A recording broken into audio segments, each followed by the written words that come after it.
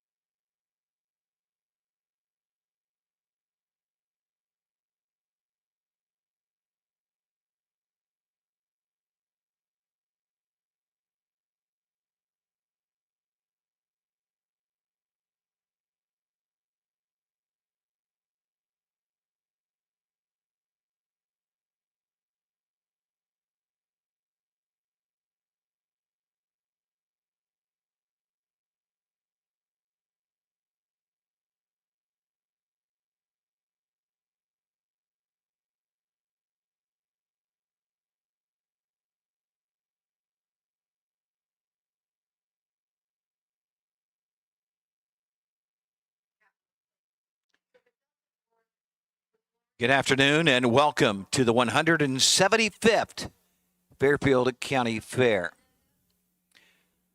Today we are being entertained by the Adelphia Community Band. They were formed in 1880, 145 years ago.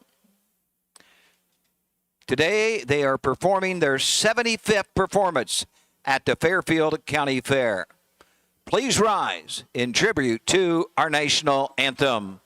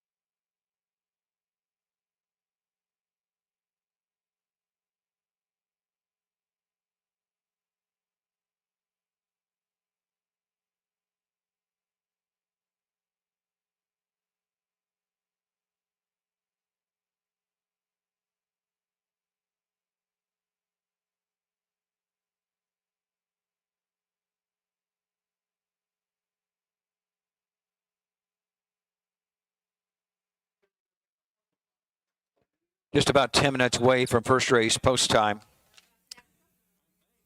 Windows are open. Win, place, show, exact Quinella trifecta, and an early double. There'll be an early and late double on today's 10-card racing program. Only one change at this time to pass along, and that comes in the first race, and it's on number 1, Bourbon on the Rocks.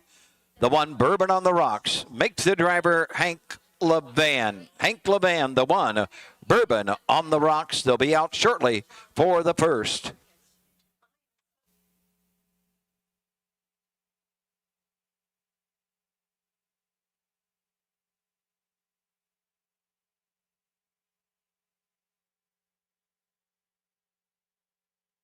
In the barn area, the EMS squad is here, so we're ready for the first in 5 minutes.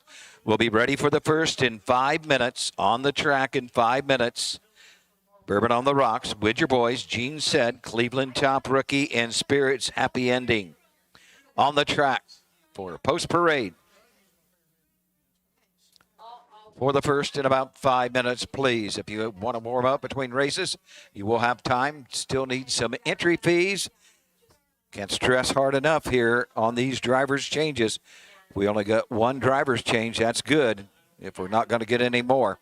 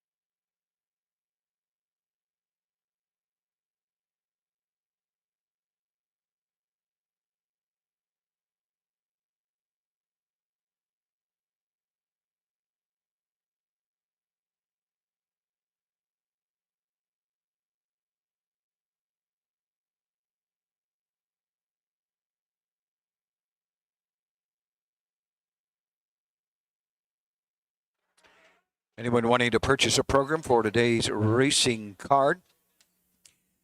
Programs at the end of the grandstand by the Mutual Windows and also on sale at the Mutual Department here in the infield. We have 3 places to wager. Actually in the grandstand, in the infield, and on the backstretch at the top of the hill by the Red Barn. First race. Get them ready, bring them out. You can head this way if you want. We're ready for the first when you are. We're ready for the first. Bourbon on the Rocks with your boys. Gene said, Cleveland Top Rookie and Spirits Happy Andy. Bring them right to the track. Another change to pass along. This coming in, race 10. The first half of the late double, 10th race, number 5. Cassius Lane. Change the driver to Harvey Hirschberger. Harvey Hirschberger will drive number 5. Cassius Lane in the 10th race.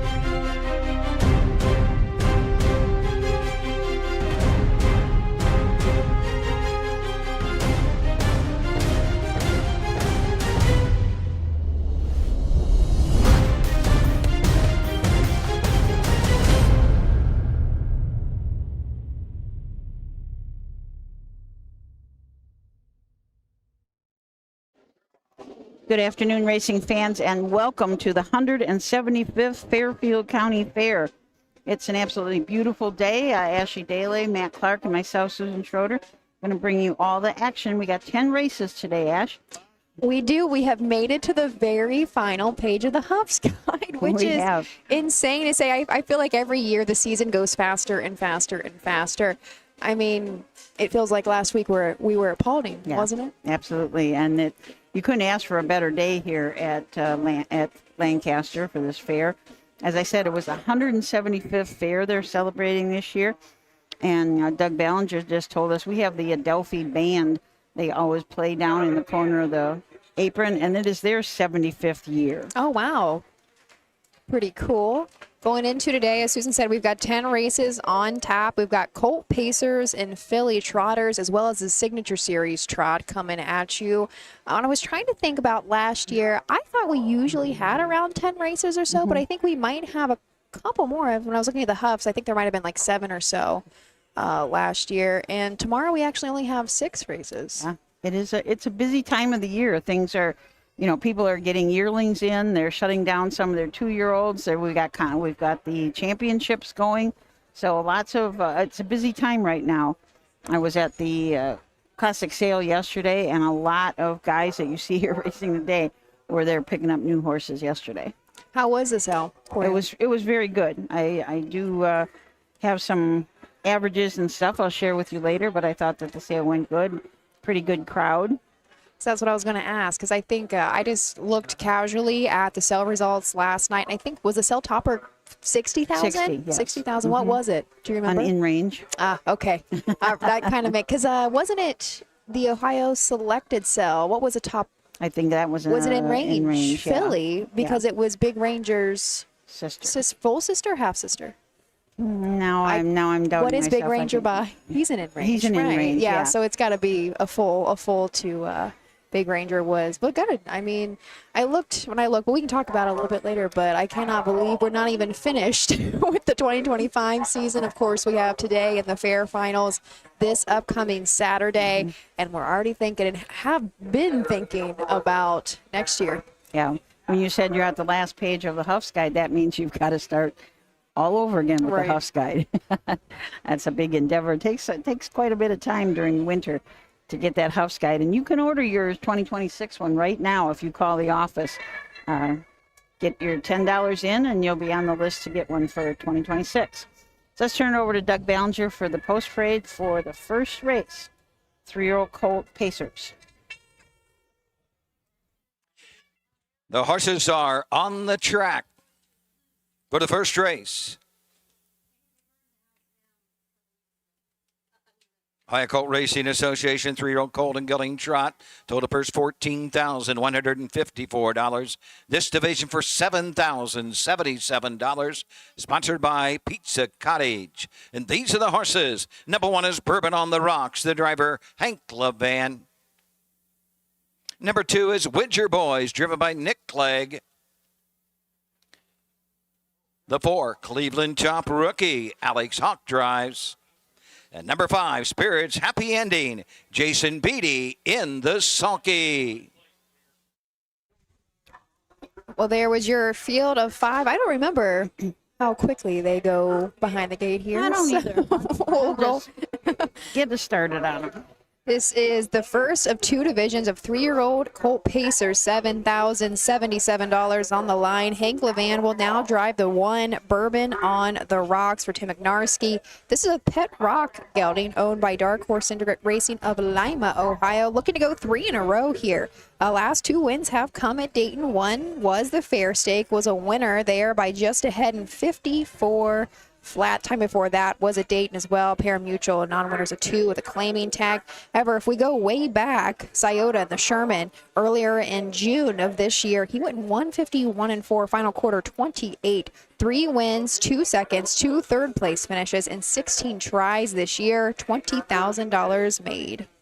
Widger Boys and Nick Clegg will leave from the 2-hole for trainer Betty and owner Kimber Clegg. This is a lather-up colt out of an Art Major mare, Profound Beauty.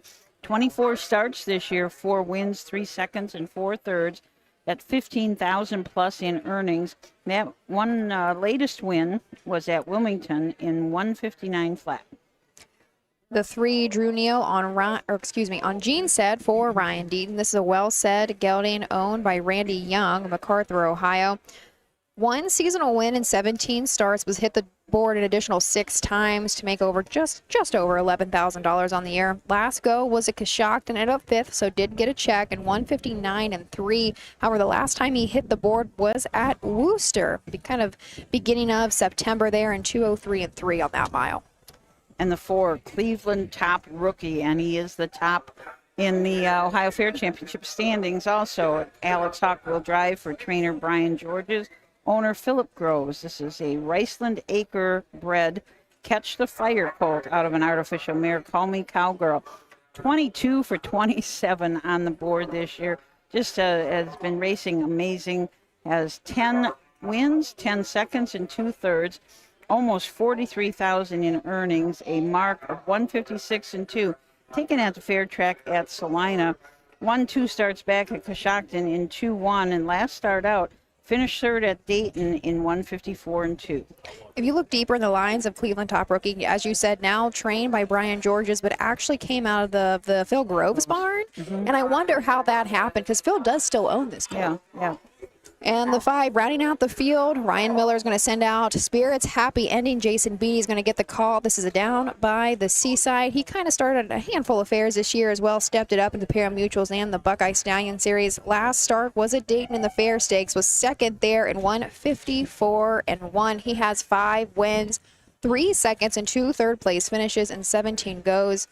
He also has, I shouldn't say a mark, but a best beaten time, a handful back at Scioto as well in 151-4, and final quarter there was 28. He's made 61,000 lifetime, 32,000 has come this year alone for our 5 Spirits Happy Ending.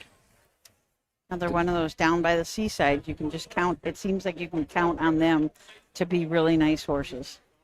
Has the 3 been pacing free-legged? I don't have my program opened up. Last start. Okay. Last start. I didn't notice that when it was in the post parade. So Gene said a second time. That's unusual. Yeah, don't see that a lot. Well, he had broken equipment maybe 2 starts back. Maybe he broke his hobbles and said, "The heck with him." Don't even need him. We are going behind the Mike Webkenberg starting gate. It's going to kick off day 1 of 2 of our very last Ohio County Fair for the 2025 season. Thanks for joining us. The Fairfield County Fair here in Lancaster. A field of 5 to go for the first race, 3-year-old Colt Pacers. So Cottage are all in behind the Mike Webkenberg starting gate, and here they come.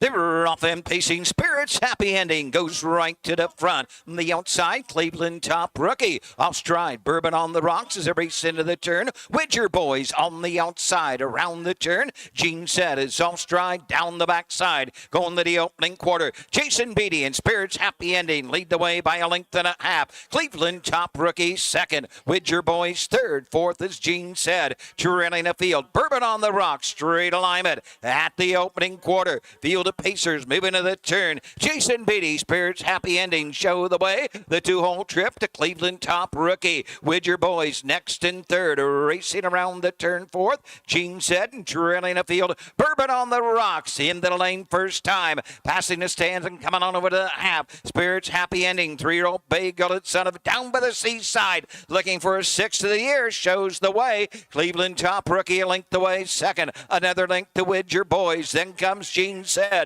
Trailing the field, Bourbon on the Rocks. They're halfway home. Spirits Happy Ending has the field by the half and into the turn by the opening quarter. 30 4/5. The half was paced in 1 minute and 2/5. Down the backside, 3/8 of a mile to pace. Spirits Happy Ending opens up by 3. Cleveland Top Rookie second. Widger Boys third. Gene Said fourth. Bourbon on the Rocks to the outside 5th. Across the backside for the final time. It's Spirits Happy Ending. Cleveland Cleveland Top Rookie second. Widger Boys is third. Gene said fourth. Bourbon on the Rocks trails the field as they race into the far turn. Spirits Happy Ending has the field by the 3/4. 130 and a fifth, a little better than an eighth. And Cleveland Top Rookie is coming after that leader. They're off the turn. They're on their way home. Spirits Happy Ending. He can hear the hoof beats of Cleveland Top Rookie, but he's going to answer the call. Spirits Happy Ending battling back on the inside. Spirits Happy Ending. Cleveland Top Rookie second. Home third. The two Widger Boys.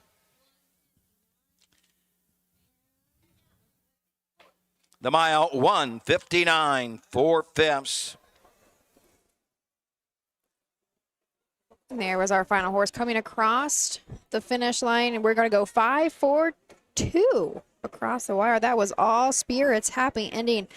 A little bit more miscue. There are a lot of more Yes. miscues in there than we definitely would have expected from our 3-year-old colt pacers. Yeah, that was quite a surprise. And I think we missed the driver chain on Gene did. said. That was Looks like Roy. Roy. Yes. But 1:59 and 4. I did not catch the 3/4, but to the half was 1:02. So came home just a touch faster. I got the 3/4 at 1:30 and 1.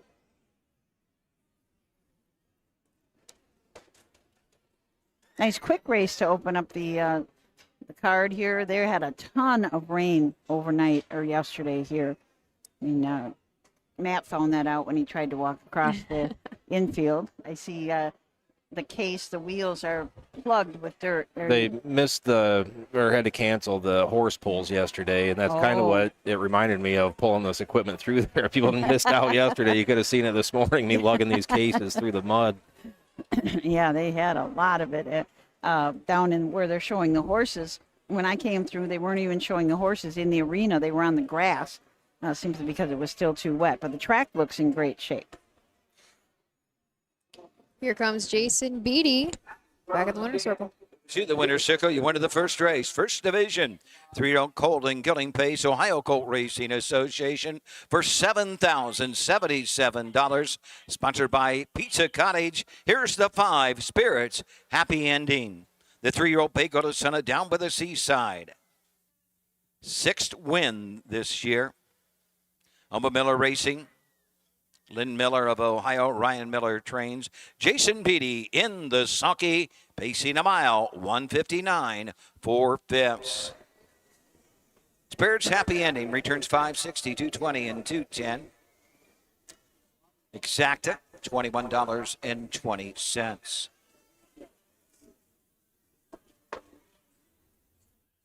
Try, $160.40. Quinella returns $3. Here's the way they finish. The first, number 1, Bourbon on the Rocks, 5. 2, Widger Boys, 3. 3, Gene said 4. 4, Cleveland Top Rookie, 2. 5, Spirits Happy Ending, the winner, 1:59 and 4/5. 30 and 4/5, a minute 2/5, 1:30 and 1. Top down, 5, 3, 4, 2, 1 on the bottom. Official for the first. We go 5-4-2 for the trifecta there. Had a lot of miscues. Bourbon on the Rocks, I'm not sure what was going on. Hank has actually driven that horse before. It's been some time back, but he made a handful of miscues, actually, I believe, in the first and maybe the third turn.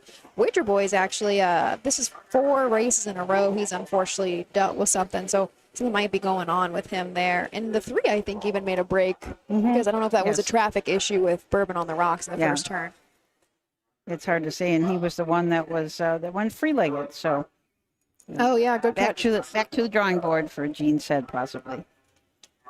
So that is race number 1 in the books. The second race coming up is 2-year-old colt pacers, first division. We've got 5 in it. No changes that we know about. So if you are able to, go to harnessracingohio.com and you can download your program there. Take a look, follow along with us. But we are on the second here from Lancaster.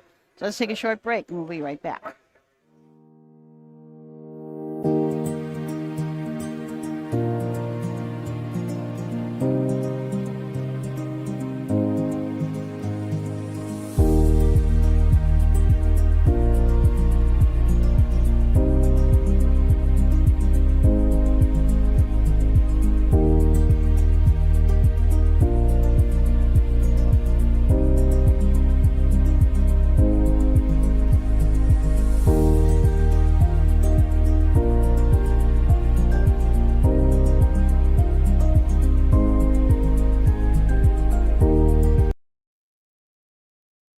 At Ohio State's Galbraith Equine Center, our veterinary champions are here for your champions 24/7, 365 days a year, providing advanced specialty care for sports horses from all stages and disciplines. Our expert team of boarded surgeons and sports medicine and rehabilitation specialists, together with veterinary cardiologists, internal medicine, and ophthalmologists, make our hospital your best resource for all sports horse performance issues. The Ohio State Veterinary Medical Center's Galbraith Equine Hospital. Call us today at 614-292-6661. When you need supplies for your horse, one name stands out: Big D's. Since 1976, Big D's Tack and Vet Supply has been the equine experts you can trust. Whatever your horse needs is available at Big D's Tack and Vet Supply. Visit the retail outlet in Streetsboro, Ohio, or order online at BigD'sWeb.com. Sign up for text messaging and receive $10 off your order. Big D's Tack and Vet Supply. Dublin Valley Farms, home of Volstead Sire of 2024 Ohio Horse of the Year Sugar Instead. Also standing at Dublin Valley Farms, Slay, a promising young son of Chapter 7 and Coach K Hanover by world record holder Walner. Looking for your next winner? Dublin Valley Farms and our clients are offering an exciting lineup of yearlings with current and fashionable pedigrees. Available at public auctions this year. Backed by a team that cares, Dublin Valley Farms, Fredericksburg, Ohio. We're getting some food reports in. Scott says he is eating sausage gravy and cat head biscuits. What in the world are cat head biscuits? I've never heard of that. No, I've never heard it. It's a little scary. So, Scott, tell us what cat head biscuits are. We want to know. Did you have the jawbreaker yet? I did not. I had. Where is that? That's Straight that way. back. Okay. And then that way a little bit. So. I did walk past DeRusso's Italian sausage over there, and that smelled fantastic. I didn't have it. I just had some breakfast earlier today before I got here, and then going to hit up the Pink Cricket after the races for some local pizza. Oh, I forgot about the tier. Yeah. To celebrate post fair season. Did you end up doing that last year? Yeah. It's pretty good. Is it fantastic pizza? Looking forward to going back. Really? Yeah, definitely. Kind of a little hole in the wall place, but they pump out some really good pizza there. Sound good. I stopped at the famous The Madison Fish. Yeah. Yeah. It's kind of up by where the goats are, because as you're standing in line, there's goats constantly going through the line. That's there. on the backstretch here? Yeah, that Okay. kind of heading into the last turn. I plan on going a little nuts tomorrow. It's my last chance for the season. Yes. So we're going to try a few things, I think. Yeah, that's what that's called, the jawbreaker down in the corner. I've heard that is great. Yeah. It's so good. Burger, Really yeah. good. It's so good. I'm not a fish person, but every year I remember you and Brad Conrad love Yep. the fish sandwiches Fish. here.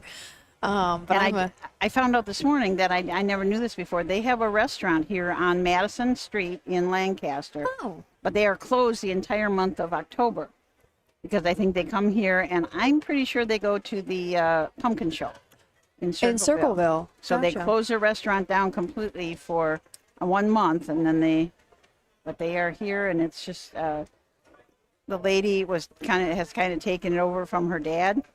Some people that were in front of me were asking where her dad was, and she said, "Nah, he's kind of retired." So, big Well, family business. Something that I've always been curious about, because I, grew up where my fair was always in August, so no one was in school yet. Now these later fairs, we know that Delaware closes down, not the whole city, but a jug day it virtually is. And the kids get the whole week off of school because they're showing projects. It's not just about the horse racing, of course. We're at the junior fair as well. But what does a place like Lancaster do during the week of fair? Because they're the crowd here. Let me tell you, people. It took me almost 30 minutes to just park, not even get into the fairgrounds, 30 minutes to park today. Usually there's traffic getting to Lancaster. I was well aware of that, but I could not find a parking spot. It is so crazy packed today. And there's just a ton of people here. So either there's a lot more people who are just taking off work to get here. I think that they may close the schools because, like I said, the goats were coming through the line at the fish leg, and the kids showing horses. Right. And the kids, I see a lot of kids all over the place, so I think they probably do close down the school. Maybe not all week, but maybe for a day or two. Maybe someone will know. It started off early this morning with wiener dog races here. Like, it was very busy for that. I would guess at least 500 people in the stands here for the wiener dogs. gosh. And this is the first year they've ever done it. Now, tomorrow morning, I think they start at 8. It's the high school or marching bands.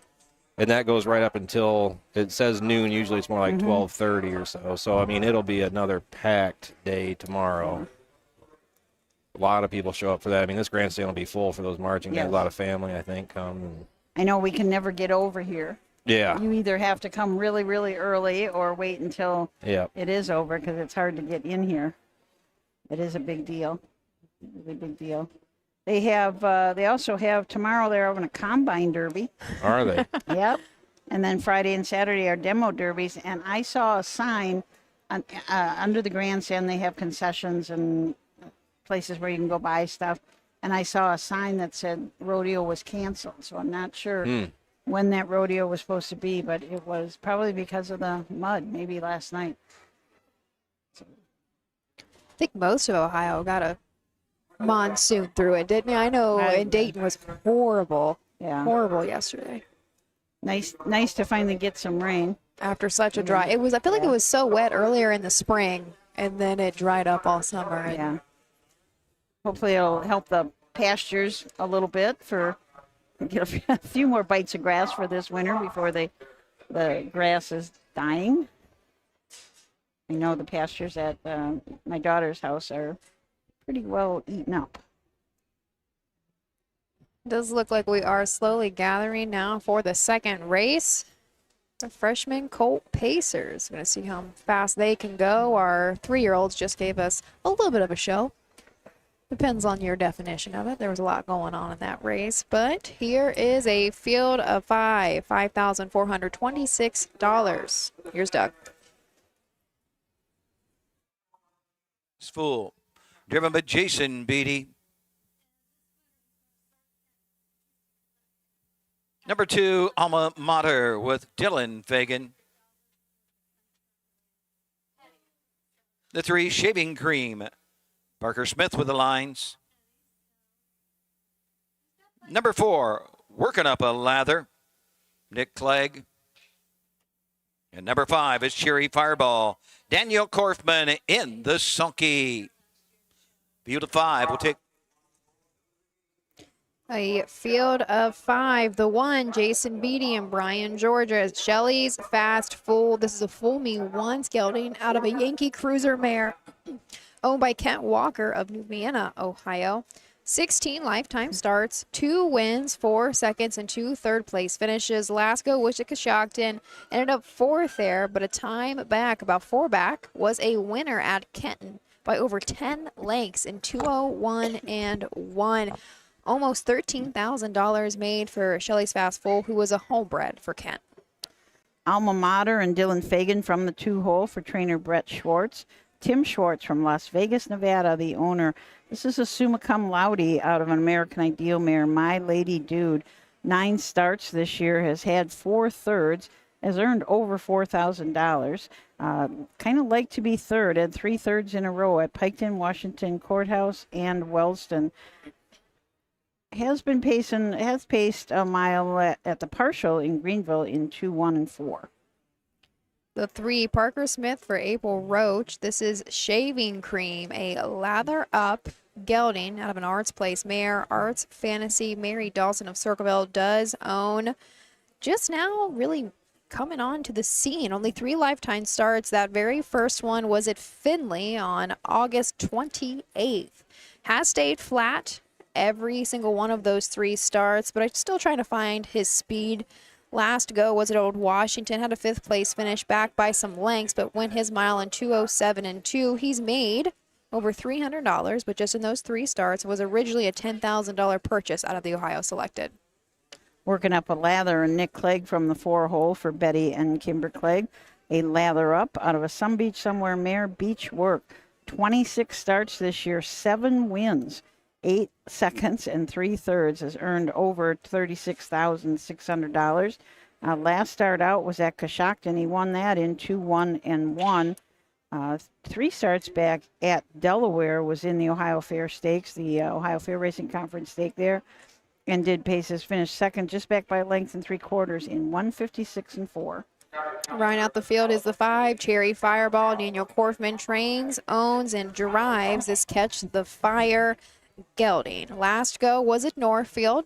Ended up 6th, but did go his mile in 2 minutes and 1/5. Last board hit we have was at Kenton with a 2nd place finish in 2:01 and 1. Still looking to break the maiden in 9 lifetime starts, but $3,500 made for Cherry Fireball. Here they come. We're going to give it over to Doug Ballinger, the call of the 2nd. The gate, and here they come.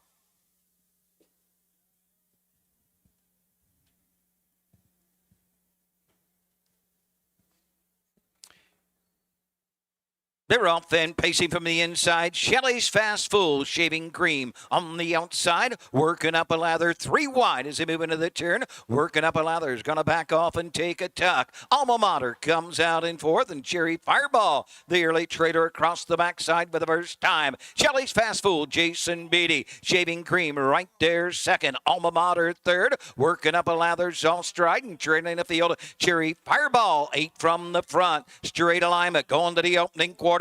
Shelley's Fast Fool has the lead. Shaving Cream racing 2nd, racing 3rd around the turn. Going on over to the 3/8 mark is Alma Mater. Round the turn, working up a lather, and Cherry Fireball can see them all. Passing the stands first time, opening quarter, paced in 30 4/5. No movement as yet to go after the leader. Cherry's Fastball racing 2nd. Shaving Cream takes that 2-hole trip. Racing 3rd is Alma Mater. First to move. Here comes Nick Clegg. And working up a lather. First up, now 4th, and moving up on the outside. Cherry Fireball trails the field. Into the turn to the 5/8. Shelley's Fast Fool has the field at the half in 1:01 and 2/5. Working up a lather, closing with every stride. Now 2nd, Shaving Cream 3rd, moving to the outside. Alma Mater 4th. Cherry Fireball comes to the outside, 3 wide as they near the 3/4 mark. Shelley's Fast Fool's got every call. Right there 2nd, working up a lather, 3 wide. Cherry Fireball was 5th, now 4th, now 3rd on the outside. They're into the turn. Alma Mater the inside, working up a lather, will come to the outside. The leader, Cherry's Fast Ball, 3/4, 1:33 and 3. They're off the turn and they're on their way home with the lead. Shelley's Fastball has got every call. Cherry's Fastball up the inside. Alma Mater. Cherry Fireball with every stride on the outside. Cherry Fireball just keeps on coming from last, not to first. Shelley's Fast Fool battles back to take the first division of the 2-year-old colt pace. Cherry Fireball home 2nd. 2:04 3/5. Mile in 2:04 and 3. Shelley's Fast Fool, gate to wire. Wasn't going to be denied. Cherry Fireball was coming at the end, though, and as Doug mentioned, was last and came on to finish 2nd and was only back by, I don't know, what, 3/4 of a length maybe?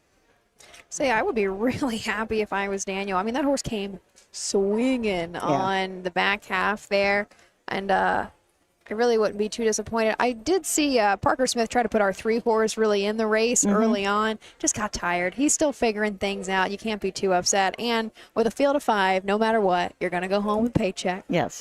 So a win is a win. But Shelley's Fast Fool, that makes 3 in 17 starts this year. His first win since Kenton back early September. Jason Beatty also goes back to back already. He's going to take, did they have a double? I'm sure they had a daily double. I right? would imagine they did. I don't know. Well, it was the Beatty double. Beatty double. Yeah. It's kind of unusual to still have 3 divisions of 2-year-old colt pacers at this time of year, but that's what we have today. So they're going for 54.26, 5,426. 3rd, the 4, working up a lather 3. 154, your official numbers, and here is your winner. Number 2, Shelley's Fast Fool. Geo Brown go to the center. Fool Me Once out of the Yankee Cruiser mare. She Shall Cruise, her third of the season in 17 tries. She's owned by Kent Walker of New Vienna, Ohio. Brian Georges trains. Jason Beatty goes back to back as he takes the early double here to Fairfield County Fair. Shelley's Fast Fool, the mile. 2:04 3/5. This race sponsored by Larry Tipton's Restaurants. Number 1, Shelley's Fast Fool, the winner. 2 Alma Mater 4, 3 Shaving Cream 5, 4 Working Up a Lather 3, the 5 Cherry Fireball 2. 2:04 3/5, the quarter 30 4/5. 101 and 2, 133 and 3. 145 3, 2 on the bottom. The winner 740 320. Official for the second, we go 1, 5, 4, 2, 3 across the wire for that field of 5, 2:04 and 3. Turning the page, race number 3. Up next, we're going to move on to our Philly Pacers. Actually, I didn't even realize. I thought it was going to be Philly. Oh, it's not. I said it was going to be Philly Trotters today, and I didn't even realize. We do Philly have Pacers. our freshman Philly Pacers. Up next is actually going to be a field of 6, and we only score 5 wide here at Lancaster. So we will have that 6 horse starting from the second tier, but that first division of the freshman Philly Pacers up next. In Ohio, Hickory Lane Farm has the stallions you are looking for, like What the Hill, Uncle Peter, and In Range, as well as Branded by Lindy, Jug Winner Luz Pearlman, Racing Hill, and Guardian Angel Oz. Hickory Lane will offer a host of Ohio sired yearlings this fall, including 6 by In Range, 5 by Uncle Peter, 4 by Guardian Angel Oz, and 1 by What the Hill. Find out more at hickorylanefarm.com. Hey kids, we invite you to join the Backstretch Buddies Club, a fun and free club for kids 12 and under who love horses and wants to be a part of harness racing in Ohio. Once you've signed up, you will be able to join Willie Winnett and exciting adventures and receive awesome surprises. Sign up today using the QR code.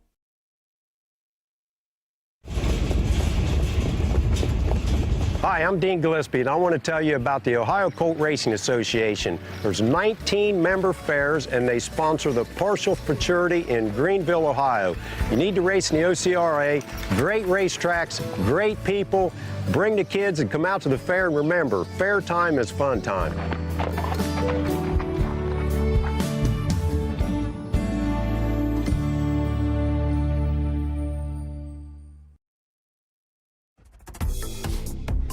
The future is bright in Ohio. Ohio Sire Stakes, Buckeye Stallion Series, 66 county and independent fairs. Whether it's the Ohio Sire Stakes, the Buckeye Stallion Series, or the county fairs, Ohio has a place for your racehorse. This year, Ohio breds are racing for nearly $23 million in stakes purses.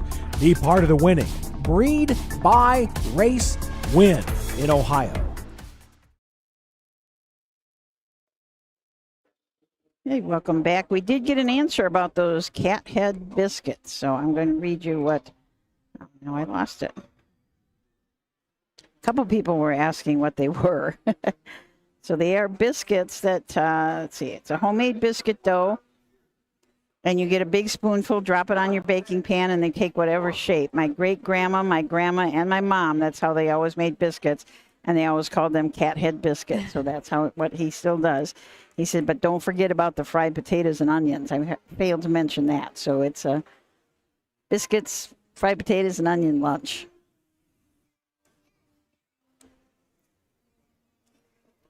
So we got, oh, I got him right here. Rod Cooper up here getting his passport stamped for the last time. Right, I will keep it. You're not coming tomorrow? Well, you can. Absolutely. You can take a picture of all the pages. I'm going to put stickers on some of yours that just have,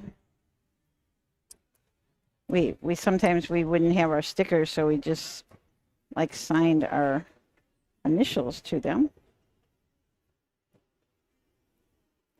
You should hold it and I'll take your picture. So we're sure.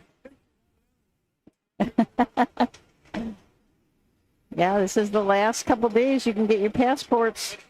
Okay? I will turn it in, I promise. Rod looks like he's not believing me. I have Ashley here to back me up. We will turn this in. Wow, you got a lot of stickers. How Holy many mackerel. passports have been turned into you at the fairs? I just have the 3 from today. Just 3 That's from all that I today. have. I think Kim got a couple at Delaware that people turned them in early if they weren't coming anyplace else. But 44 fairs and 60 sessions. Wow. How many miles? Yeah. Approximately. 9,000. Holy mackerel. That's a lot of fairs. That's a lot of fun. Well, that is good. I heard you're down on. Oh, we should get you a. You hand me the thing. We'll just mic him up. See how far it'll reach.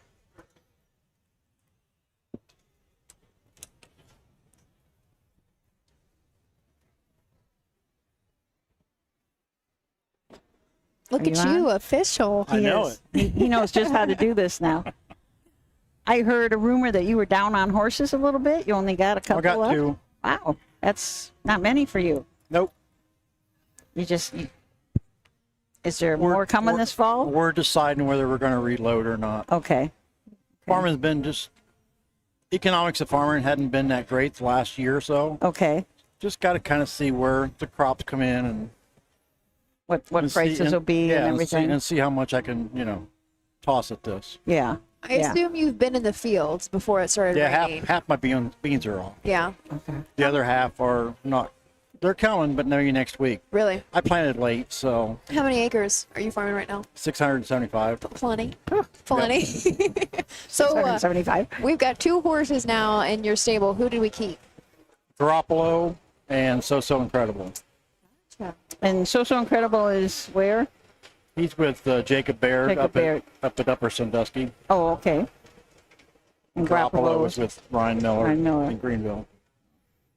You have branched out. You had horses racing in Batavia. Yep, So Buffalo. Buffalo. So you kind of. Do you like having them close to home? Yeah, Yeah, I do. a little bit better to watch It them. seems like we're a little more competitive over in New York. Okay. I don't know if it's drivers, maybe horses are a little softer up there than they are here. I don't know what it is. Okay. Because you come down here, the big tracks, and they're all going 49 and 50, Yeah. 51. The it's 12-5 yeah. claimers just went 49-1 maybe Yeah, that's at crazy. last week at Dayton. Wow. it's absolutely crazy. My 65 claimer went in 50. I Yeah. can't go there. So I understand what you're saying. Yeah, I'm It is. just, I just don't know what it is, but Yeah. And it's all tough in Ohio. it is. I mean, there's not really I your think- soft place. I don't think you got any better horse racing other than Ohio. I mean, Yeah. we are by far the elite of the horse racing industry. Yeah, I think you're right. And we say that there's room for every kind of a horse, but it's tough for every kind of a horse too. Yes, it Even is. in the fairs, every place is. When I first started 8 years ago, I mean, we were, 54, 55. You were getting a pretty good check. Yeah. Maybe even winning. Now, if you're going 54, 55, you're saying, see ya. Yeah, Where yeah. you at? You're up the track a little bit. Well, I'm glad you're here and for your last fair, and I want to get that turned in, and I will not lose this. I promise. Looks like Ashley's my witness. I am the witness. I didn't bring my stopwatch today either. Here's our post parade for the third. All right. All right, First thanks, Division Rod. 2-year-old filly pace, Ohio Colt Racing Association. Total purse $15,194. $7,597 for the first division, sponsored by Malone Farms. These are the horses. Number 1, Stone Creek Girl, driven by Nick Clegg. Number 2, Legendary Notice, Jeff Nicesonger with the lines. 3, Sando, Dylan Fagan. Jason Beatty, the 4, Twin Bee Malibu. Number 5 is Leather Bee Blue, driven by Manny Miller. And rounding out the field, a second-tier start for the 6, Deborah L. She has Hank Levan in her sulky. A full field of 6 here. Remember, we're only going to score 5 wide here at Lancaster, so number 6 does start from that second tier. This first division of freshmen, filly pacer, $7,597 on the line. And from the rail, we've got Stone Creek Girl, Betty Clegg trains, Nick Clegg in the sulky. This is a Pet Rock filly out of a proven lover mare, proven to be bad. Of course, Kimber Clegg of Pennsylvania does own. 4 wins, 5 seconds, and 2 third-place finishes in 22 starts. Almost $25,000 made lifetime. Last go was a shocked and ended up 5th, so was in the money, but win her mile in 1:59 flat. Last win looks to have come back maybe at Canton, was a wire-to-wire there in 2:04 and 4. Legendary Notice and Jeff Neisanger from the 2-hole for trainer Mark Winters and owner breeder Thomas Radomowski. This is a bit of a legend out of an Astros mare, Astros Notice. 13 starts on the year, 1 win. That was at Chillicothe in 2-5-1, but has 3 seconds and 6 thirds, so earnings over $11,000. And we said that win was at Chillicothe back in early August. Dylan Fagan is going to drive the 3 Sando for trainer Brett Schwartz. This is another Pet Rock filly, but out of a Phil and Frisky mare. There's a homebred for Mitchell Bean, who also still co-owns alongside with Hired Gun Racing and Racehorse Express of Washington Courthouse, Ohio. Last start was at Dayton in a fillies and mares, non-winners of 1. Was 4th there in 1:55 and 4. Final quarter 28 and 2. 12 lifetime starts, has hit the board a total of 8 times. However, we're still looking to break the maiden here. Almost $13,000 made for Sando. Jason Beatty and Ryan Miller team up again as they did in race 1 for the 4-horse Twin B Malibu, down by the Seaside filly out of a Western Ideal mare, Paisley Hanover. Miller Racing, R. Miller, J. Banky, and W. Rufinock all own. Turnbuck Limited, Ontario, Canada, the breeders of this down by the Seaside. 9 starts on the year, 2 wins. That was 2 in a row at Finley and Kenton, the fastest Kenton in 59 and 2.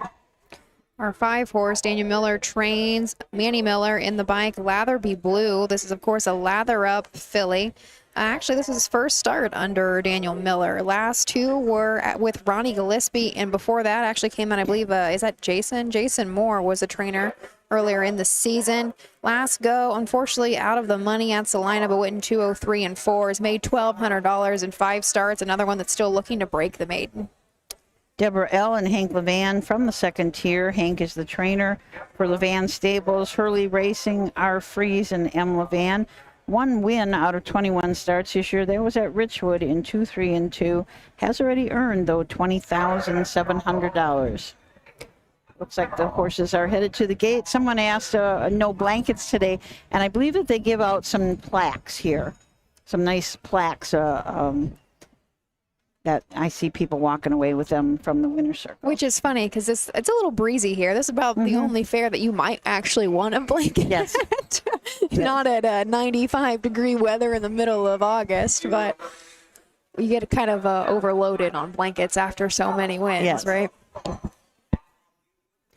Let's go up to Doug Ballinger. But ready for a start, and here they come.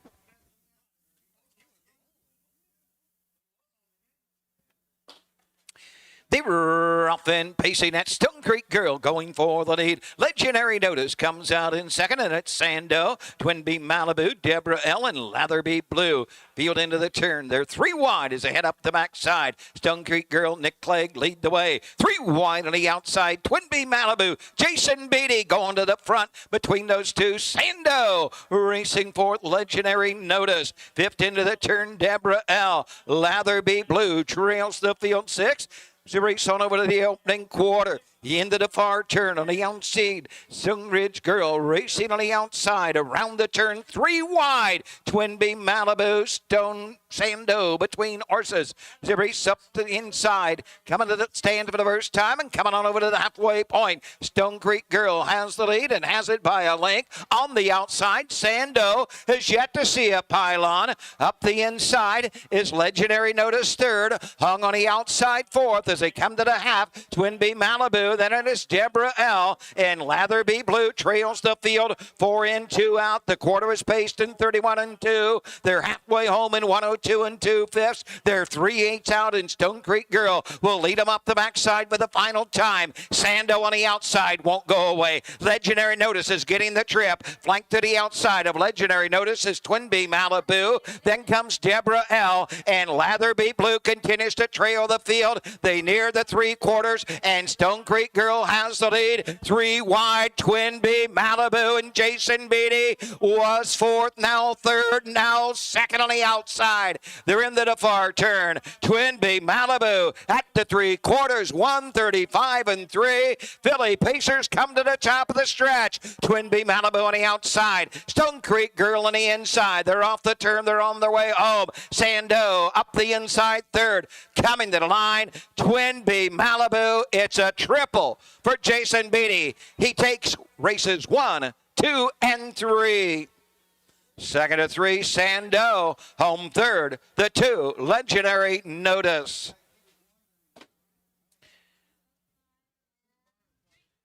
.205 3/5.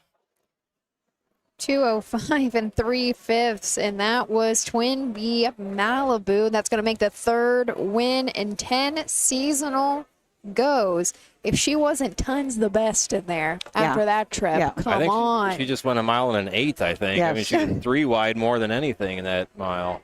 Yeah, that was a She huge never saw the pylon ever. I don't think. She's a big filly. She looks like a down by the seaside filly from here at least. Sando also parked the whole way, didn't see and a big mile, but talking to Ryan Miller, the trainer of Twin B Malibu yesterday, and he said, I'd like to come to Lancaster. Well, I see why. I'm trying to remember, Matt, did we talked about this filly when we did Ryan for a freshman focus? We had to have. And I think this is one that his wife really liked. He said that usually the ones that his wife picks out are the ones that do pretty well. Good ones. Yeah. And here comes Jason Beatty, 3 for 3. He is hot today. Ryan Miller, that is going to be his second training win.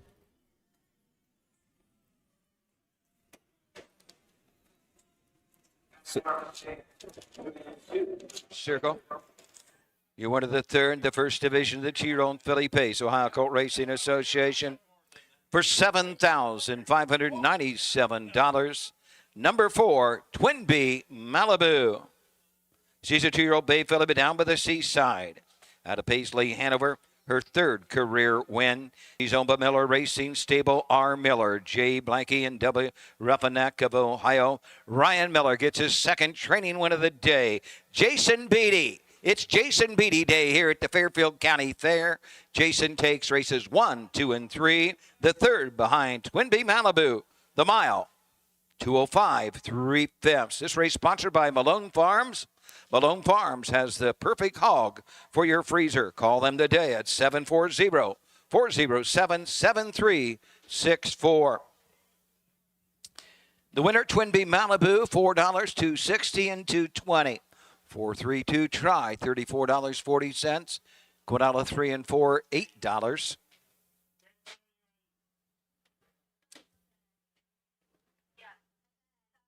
Exacta 4-3, $10.40. Here's a complete order of finish. Number 1, Stone Creek Girl 4. 2, Legendary Notice finished third. The 3, Sando 2. 4, Twin B Malibu the winner. 5, Latherby Blue 5. And 6, Deborah L finished sixth. 205 3/5. Fractions of 31 and 2, 102 and 2, 135 and 3. Gives you a top down of a 4-3-2, 1-5-6 on the bottom. Fourth race is up next, a field of 5. I'm surprised we don't have near as many changes as we usually do on a fair program. I only have a couple for the entire day, and I think Doug, as soon as we took him off there, he said no changes either coming up into the fourth race. Yeah.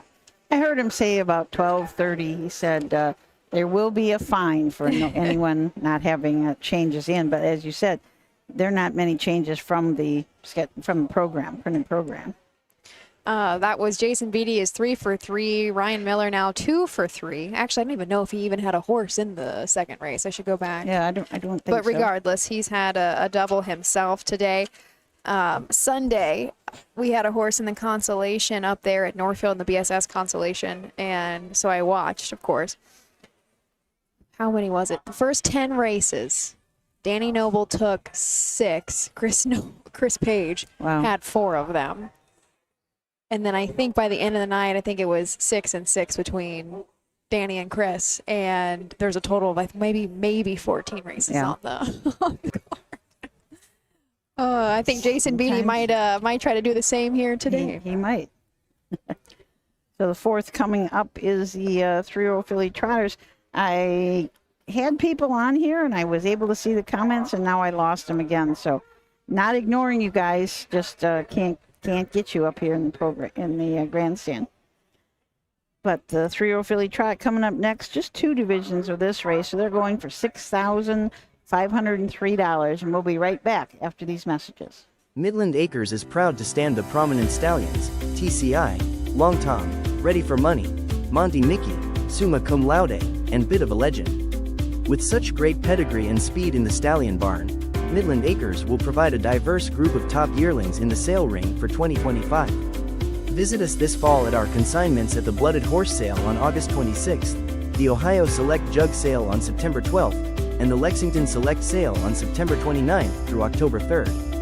Let Midland Acres' experience in the industry lead you to the winner's circle.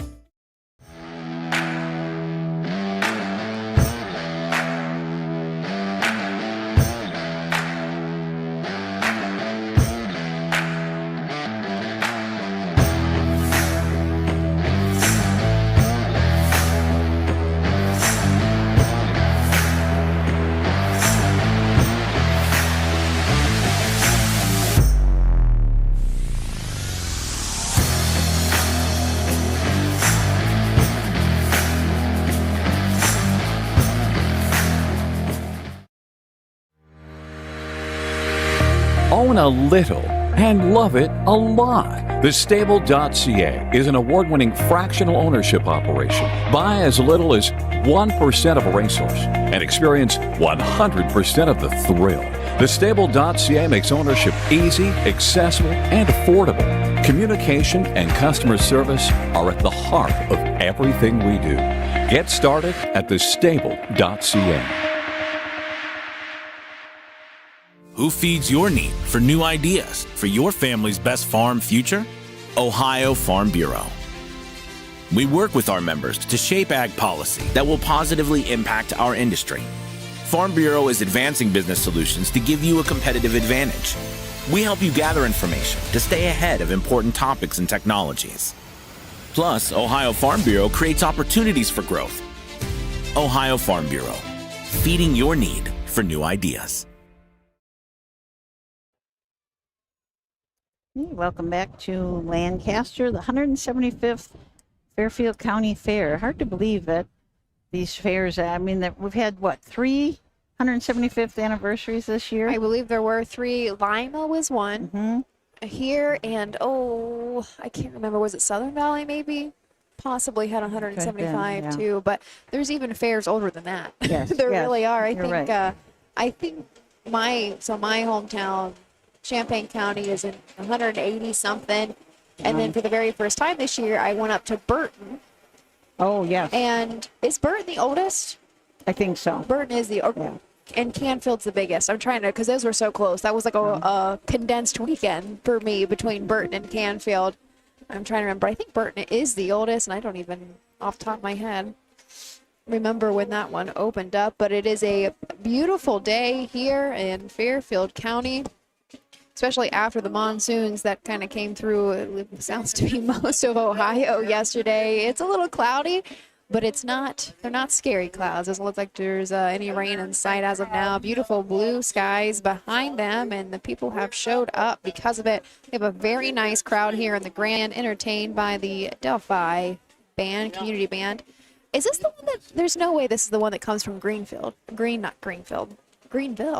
they the Delphi band too? I don't know. That sounds right. It does sound right. There's Because that's what it actually took me. So I live just north of Dayton Raceway, and it took me an hour and 45, hour and 50 minutes to get here today. And Greenville's another 45 minutes. There's no way they travel that far. But also, maybe they're just highly sought after. The price is right. They're going to travel all over Ohio. Right, yeah. You guys have the right idea, though. Every year I forget my first day. I always forget a jacket because it's not too bad if you're out in the sun, but it gets a little windy up When the breeze blows the right direction in here, it gets a little cool. That No it doubt does. about it. There's a lot of people in the grandstand, though, as I was mentioning, as well as the backside. Man, I came through there this morning. It is packed, of course, with trailers and horsemen, but hopefully our camera, you can see it just a little bit. A lot of people come and will sit on that hill to watch the races as well. And even, I can't see it within the grandstand itself because of the roof, but I've even seen people up on the cliff that is kind of directly out of the first turn there that will watch some of the horse races up there. When I was talking to Ryan Miller earlier today, he asked if I went up there, and I said absolutely not. But he goes every time. He said Chris Hope, that works for him, he always tries to go up there and watch the last race. Really? Yeah, Very that'd cool. be kind of a cool spot to do it. So. That would be. That was what Rod Cooper said. He said, maybe I'll go up there. And then he looked and he said, maybe I won't. I know. I looked at it. Yeah, I don't. It's a long hike. Yeah, it looks like it appears to be. It would be kind of neat to see what's going on up there one of these days. Maybe tomorrow. I'll probably have time to do it tomorrow if I get here before the marching band start. There is a bugle post parade for the fourth, a field of 5 3-year-old filly trotters. Finally moving over to some trotters. We'll give it over to Doug Ballinger to introduce you. The horses are on the track for the fourth race. Ohio Colt Racing Association. 3-year-old filly pace, first division, $13,006. This division for $6,503. Sponsored by the friendly Bremen Bank, and these are the horses. Number 1, Madam L, Hank Levan up. Number 2, Miss Big Gal, David Justice with the lines. The 3, Hollow Hill Magic. The driver, Roy Wilson. Number 4 is SLF Timo Prize, Jason Beatty driving. And number 5 is Dublin's Martini. Nick Clegg is in her sulky. Horse to take one, score, and go to the gate. A field of 5, a full gate here going into the fourth race. As I said, the 3-year-old filly trotter, $6,503 is what these girls are going for. On the rail, Madam L, Hank Levan trains and drives for lots of Levans. This is a Marseille filly owned by Levan Stables. Megan Levan, I think that is Harrison Levan, as well as Rosemary Levan. Last go, she had a very nice trip at Dayton. The fair stakes there would have been on Sunday. She had a second place finish, back by just half of a length, and won 56-4. Final quarter, 29-2. Start before that, though, at Dover was a winner by over 5 lengths and 201-1. She's made $19,000 on the year, $53,000 lifetime. Madam L has had 2 wins and additional board hits of a total of 10 times in 22 starts. Miss Big Gal and David Justice from the 2-hole with Randy Rank as the trainer and owner. This is a Mr. Anson filly out of a Tonner's Big Guy mare. Here comes Big Gal. Has not had the best of luck this year, as 13 starts, has not hit the board. Has earned just a little over $2,000. But last start out was at Dayton in those fair stakes. Finished 5th, back a few lengths, but did trot her mile in 2 minutes and 2/5. Our 3-horse Hollow Hill Magic, Roy Wilson for Tammy Hartman. She is a filly by Muscle Up the Goal out of a Broadway Hall mare. Getaway All Hanover. Did not start at all at 2 years old, but that seems to have been the right choice. She's had 16 starts now as a sophomore, 4 wins, 3 seconds, and 2 third-place finishes. She's made over $26,000, and she must have been a private purchase. I do not have a sell price listed, but originally bred by Galyers Racing, now owned by Hartman herself and Karen Sue Zapata of Kentucky. Last go was another nice one. Overcome the 7-hole at Dayton Raceway, non-winners of 1. Won by a nose there and 157-1. SLF Timo Prize, Jason Beatty drives for trainer Scott Ferguson. Douglas and Gail Carson are the owners. This is an Enterprise filly out of an Angus Hall mare, Timel Elvira, 17 starts on the year, 1 second and 2/3, earnings of a little over $6,200. Did not start as a 2-year-old, having a little bit of a rough go lately also, has been making some breaks. Last start out at Dayton, made some breaks towards the end of the mile and did finish distance. Our 5 horse, starting for the first time on Lasix, Dublin's Martini. Nick Clegg and Betty Clegg, of course, going to team up for this Uncle Peter filly. Last start it was at Coshocton, but she actually made a break right out of the gate.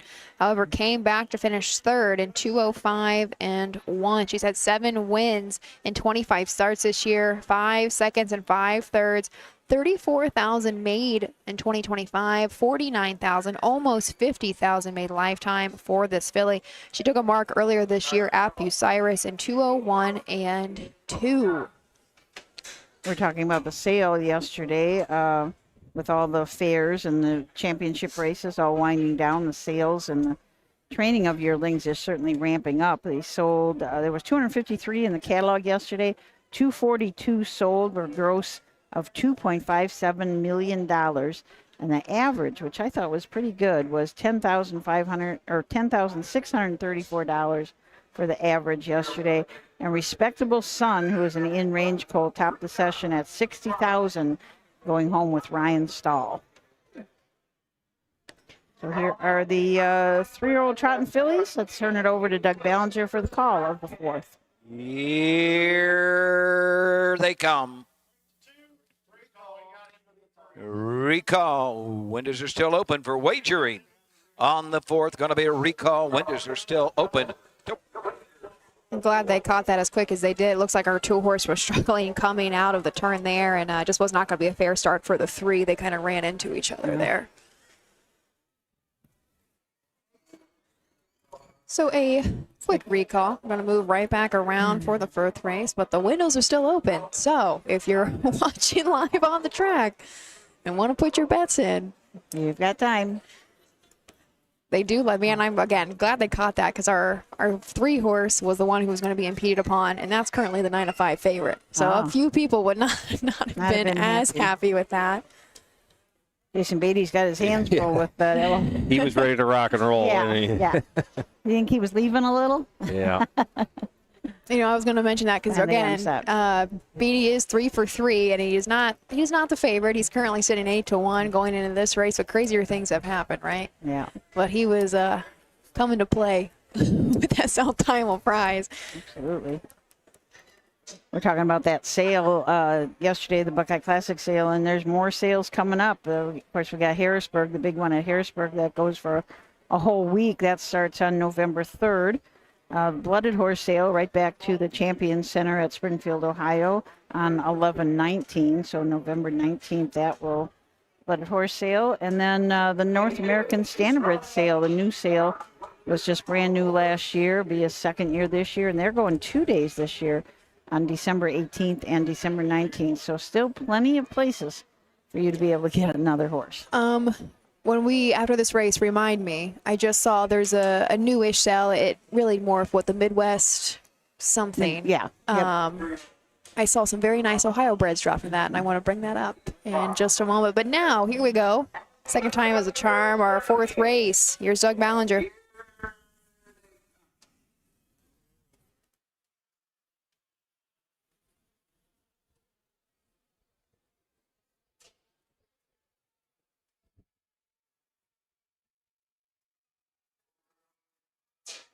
Tymel Prize and Jason Beatty going right to the front. Otto Hill Magic comes out in second. Dublin's Martini racing third. Madam L fourth, and Miss Big Gal, the early trader, down the backside, going by the opening 8th and on to the opening quarter. SLF Tymel Prize, Jason Beatty by 2. Otto Hill Magic second. Dublin's Martini third. Madam L fourth. Miss Big Gal trails the field 5th, about a dozen from the front by the opening quarter. SLF Tymel Prize has the lead. Hollow Hill Magic is second. Madam L racing third. Racing fourth. Dublin's Martini and trailing up field. Miss Big Gal is off stride. Trotting by the opening quarter in 30 4/5. In the lane first time. Passing the stands and coming to the half. SLF Time Prize has the lead and has it by a length. Hollow Hill Magic is second. Trotting third. Dublin's Martini. Fourth to the outside. Here comes Madam L. Now fourth, now third on the outside.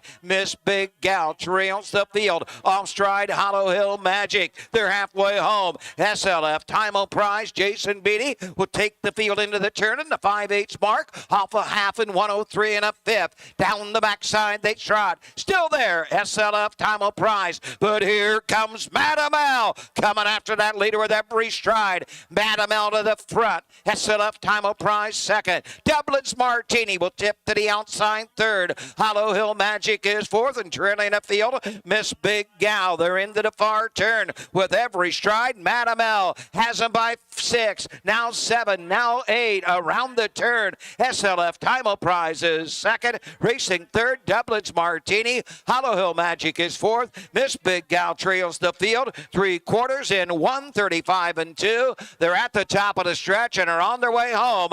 No question about this. And Madam L, Hank Levan. Madam L gets her third on the season.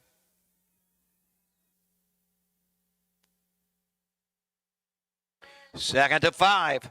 Dublin's Martini home third. The 4. SLF Time Prize.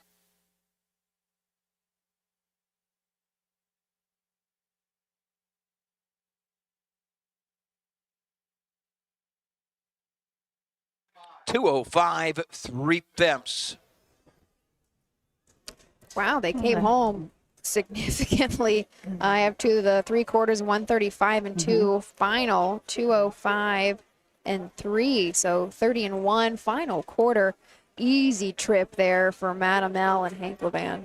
The complexion of that race really changed here at the half when Hollow Hill Magic went off stride and Hank had to go probably 4 wide around her. To avoid her, yeah. Hollow Hill Magic as well. That was a good move by Roy to just stay in there, not to immediately pull out, but to stay in there and let Hank get out around him. So that was, but then Madam L just kind of crushed him. Do have 1, 5, 4, 3 across the wire there. Number 205 and 3. Nowhere near a lifetime mark for Madam L. These are some pretty tight turns. We haven't really talked much about the racetrack here in Lancaster, but they've done a lot of work to it. If I remember the last, 2 or 3 years, it used to be and not even this good a shape. And is this the only track now in Ohio that still has a hub rail? Ooh, as far as the fair track? I was wondering that myself. Yeah. I don't remember seeing any others this year. Yeah. So I always wonder how the horses are going to handle it. But I mean, there's so much stuff to look at, especially here. I mean, it's amazing what they can handle. But they have to have that hub rail or something because it's a big drop off. Both in the inside of the track and the outside of the track in the last turn. Oh, we got a hobble down too. Hobble's broke, Madam L. This division for $6,503. Sponsored by the friendly Bremen Bank, number 1, Madam L. 3-year-old Bay Filly by Marseille out of Leaping Lady gets her third of the season's 7th career.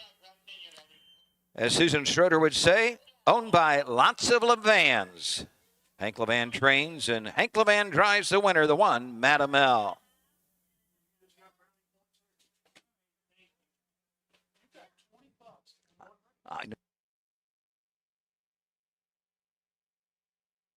The winner, Madam L, 580, 260, 280. Exact 1.5, $18 even. Try 154, 76.80. Guadala 1 and a 5, $13. Magic 4.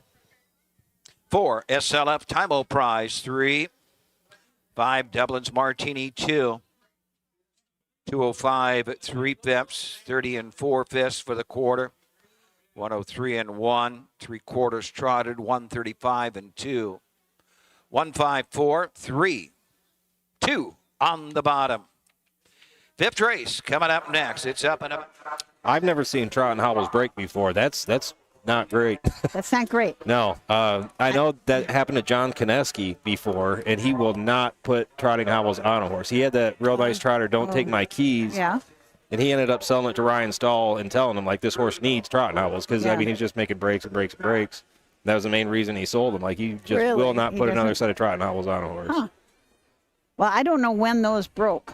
Me either. You can't tell and it looks like because it looks like that part of it was still connected to the back, but I'm wondering if Hank is saying we don't need those hobbles. Yeah. We don't need those stinking She hobbles handled anymore. it really well. Yeah. Obviously, even just coming in and out of the winter circle, I don't think anybody even came over. Well, somebody was in, but no one there grabbed the horse as far as the winter circle goes. But when that stuff is flopping around on their legs, it's just like sometimes you'll see them come across and a knee boot fell down or something fell down, and they just seem to ignore it, and just go right on. It's they're pretty amazing.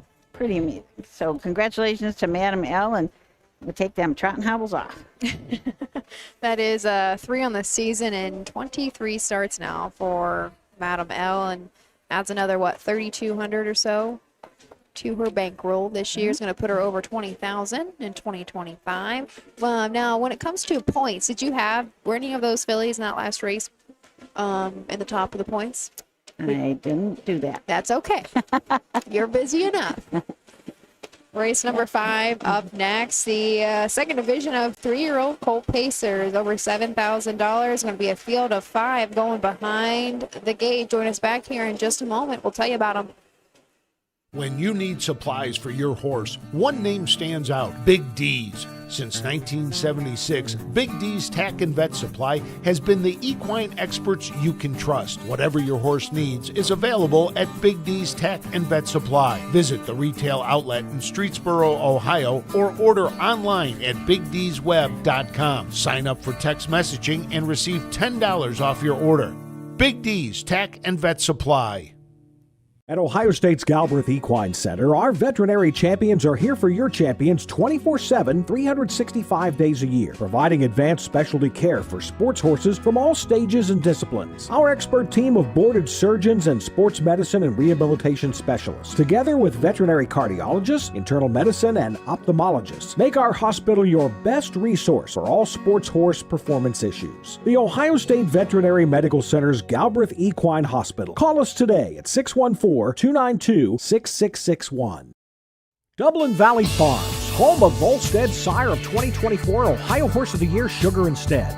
Also standing at Dublin Valley Farms, Slay, a promising young son of Chapter 7 and Coach K Hanover by world record holder Walner. Looking for your next winner? Dublin Valley Farms and our clients are offering an exciting lineup of yearlings with current and fashionable pedigrees. Available at public auctions this year. Backed by a team that cares, Dublin Valley Farms, Fredericksburg. So welcome back. We've been talking about sales this year, and Brett Schwartz just went by, which reminded me of this. It's funny how you go to sales and you see some people have a real routine, and they act that certain way. They'll sit in a certain spot. But the Schwartzes, they brought their own setup chairs, kind of like you would come to a soccer game or whatever, and they had their chairs there, and they sat in the back of the ring. So they were behind the bleachers and everything, and then Brett would get up and get the attention of a bid spotter, and then he would bid, and then they would go back and they would sit down, and they kind of like they had a little huddle, and then they would talk about the next one. And I think they bought a few.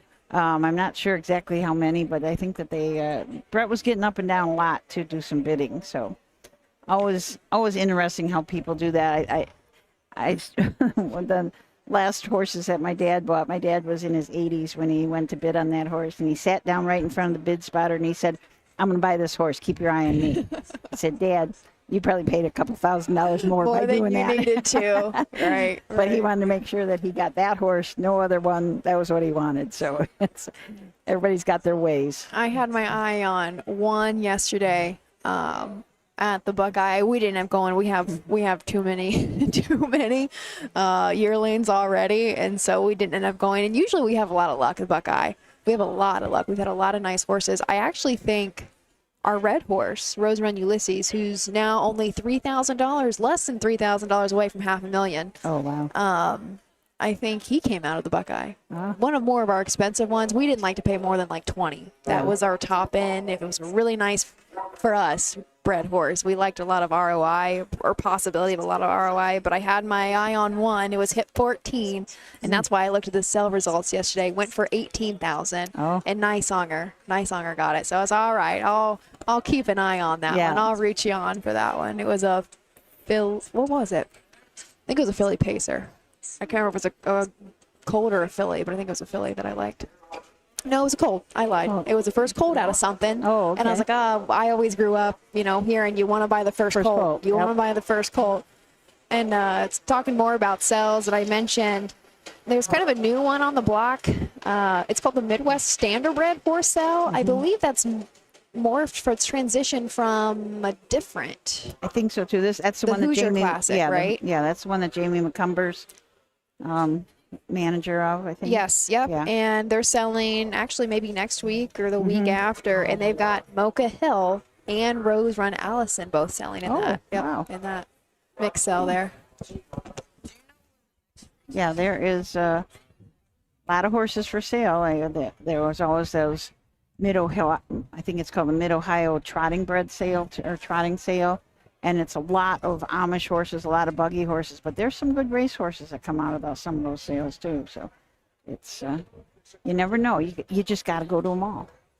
Have you ever been to? Is it Mount Hope that also has a standardbred sale? I went to Mount Hope sale last year. Last year was the first year they had that in December. That was where they sold that Allegiant. Oh, what is that called? You just mentioned it before we went to break. North American. Yep. Yeah. And they went to 2 days this year, so they have quite a few. A lot of horses. Now, do they sell a lot of roadsters up there too? Not that sale. That sale but is different. Yeah, different that sale is Gotcha. There's so many sales at Mount Hope. Amazing facility. Just it is amazing. I've been up there one time. This has probably been a couple years ago, in the same place that they hold it, and it is very cool. Yeah. And just being up there in general, the Amish communities are just very different than I grew up around Champaign County. DeGraff. it's the old order versus the newer order that's out there, and how they structure. And a lot of them I've seen will have electric bikes. Have you seen that? Oh yes. Yeah. Riding down the road. Yep. And they take a lot of pride in their standardbred roadsters. Yeah. Have you passed all the farms that have the big pictures printed out? Like they will hire somebody. I don't think it's a painting. Like I think they're giant, more or less banners that they will take of their horse during a show, and they post it on the side of the barn. Oh, really? Have you ever seen them? No, I have not seen that. If you go up sometime, they take a lot of pride. Yeah. And I've heard recently, because their roadsters go for a lot of money at these sales, a lot of money. And so communities and families will go in to buy one horse, and that is like the pride and joy. Yeah.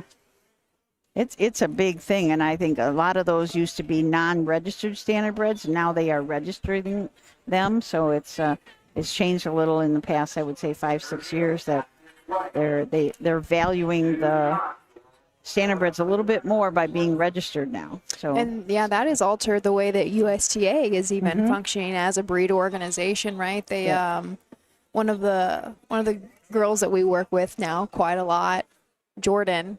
Hopefully a few of you met her at Delaware the last couple of years. She's great, but that's part of her job is working with the roadsters and the actual breed registration, not just the racehorse side of stuff. And these breeds are so adaptable and universal. We know them as these athletes on the track, but I think isn't it Lancaster that holds some of the riding shows for standardbreds? They have the Standardbred and Friends shows right here. Looks like horses are over on the back side. Doug's pushing it along. Yeah. Here's the post parade for race 5, 3-year-old colt pacers, 2nd division. The horses are on the track for the 5th race. Ohio Colt Racing Association 3-year-old colt and gelding pace. A total purse of $14,154. This division for $7,077. Sponsored by D&E Lemonade. Jeff Nicehonger will drive the 4, cruising along. These are the horses. Number 1 is Serious Gold. The driver, Hank Levan. The 2, Fear Romeo. Nick Clegg drives. Carson Conrad, the 3, Scammer. Number 4 is Cruising Along, driven by Jeff Nicesonger. And rounding out the field, number 5, Woodrow Blue Chip. Drew Neal in the sulky.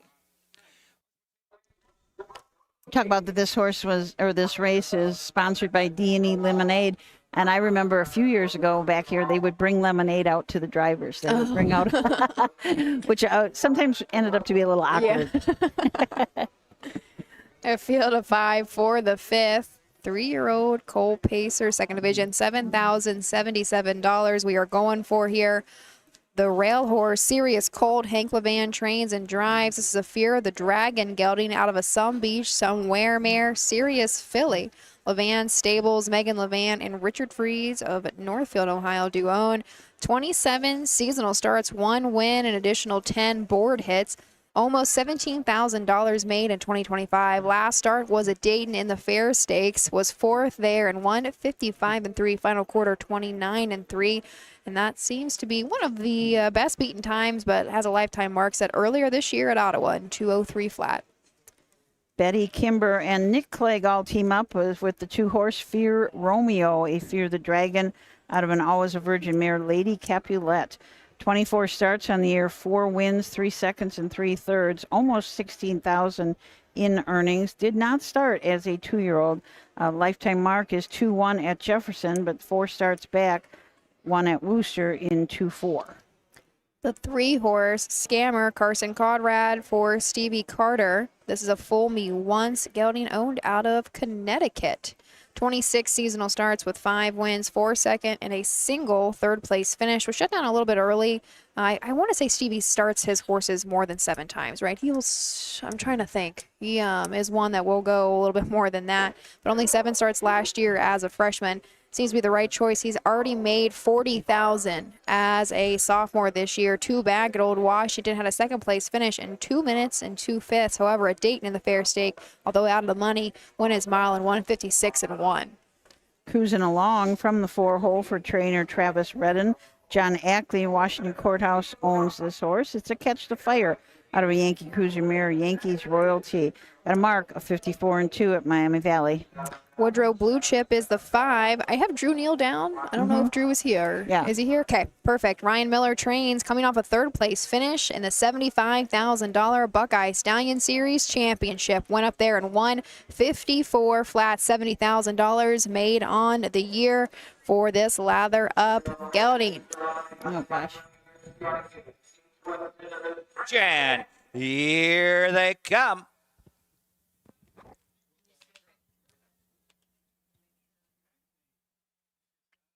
They were off and pacing. Fear Romeo chases a car away. Scammer to the outside. Woodrow Blue Chip on the outside 3rd. Up the inside, racing 4th. That's Cruising Along. And the Yearly Trader 5th is a side. Serious Gold up on the outside. Scammer, Carson Conrad to the front. Fear Romeo will take that 2-hole trip. Woodrow Blue Chip on the outside. He's looking for a pylon. Cruising Along follows next in 4th. And Serious Gold can see them all. Front to back, 6 lengths will separate the field. Moving into the turn, Scammer shows the way. As they race around the turn, Woodrow Blue Chip up on the outside has grabbed the lead. Fear Romeo 3rd, Cruising Along 4th. Serious Gold trails the field 5th. 30 2 fifths for the opening quarter. Pacers pass the stand of first time and come to the half. Woodrow Blue Chip and Drew Neal lead the way but 3. Scammer 2nd. Racing 3rd, Fear Romeo. Racing 4th. Cruising Along and trailing a field is Serious Gold. They're halfway home, and Drew Neal and Woodrow Blue Chip have the lead. Have it by 3.5. Off a half in 58-1. Down the backside they go. Showing the way. Woodrow Blue Chip by 6. 2nd is Scammer. Here comes Fear Romeo on the outside 3rd. Cruising Along 4th, and Serious Gold moves to the outside 5th. Cross the backside. Woodrow Blue Chip, the leader, make it 8. 2nd, Fear Romeo. 3rd on the outside, Serious Gold. Racing 4th, Cruising Along into the far turn at the 3/4 mark. Off a half and 58 and 1, 128 and 4 for 3/4, and Woodrow Blue Chip has the lead. Racing second is Fair Romeo. They come to the top of the stretch and are on their way home. Woodrow Blue Chip under a hand drive. Woodrow Blue Chip. Drew Neal's on cruise control. Fair Romeo home second. Finishing third, the one Serious Colt.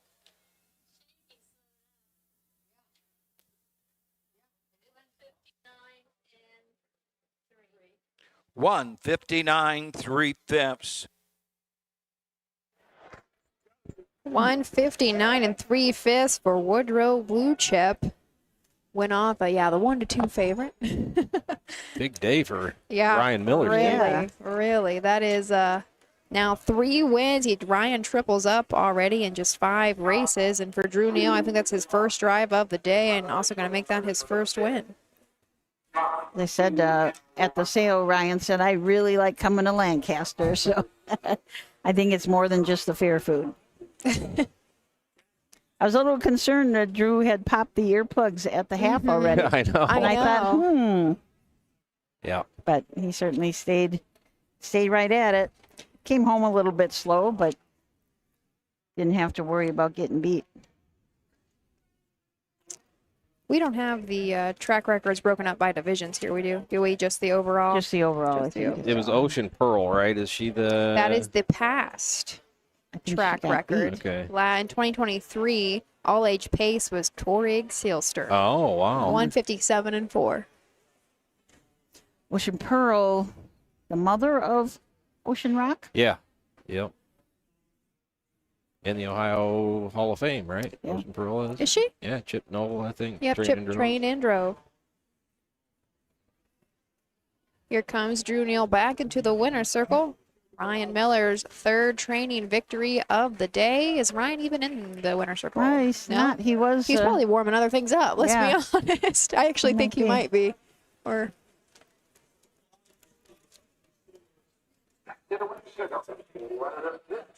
Buckeye Racing Association 3-year-old Colt and Gelding Pace, second division for $7,077.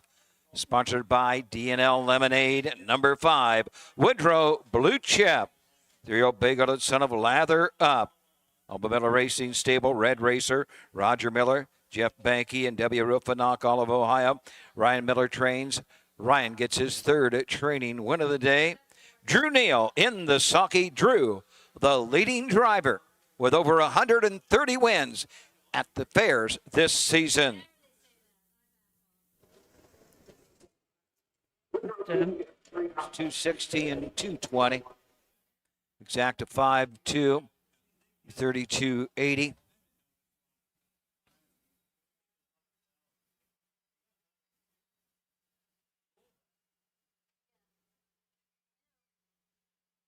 Try 521, $117.80. Guanella 2 and a 5, 1020.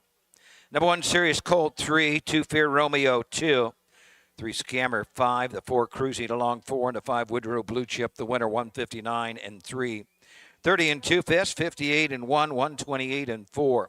3, 2, 5, 4, 1 on the bottom. Up next is the 6th race. It's coming up in about 12 minutes.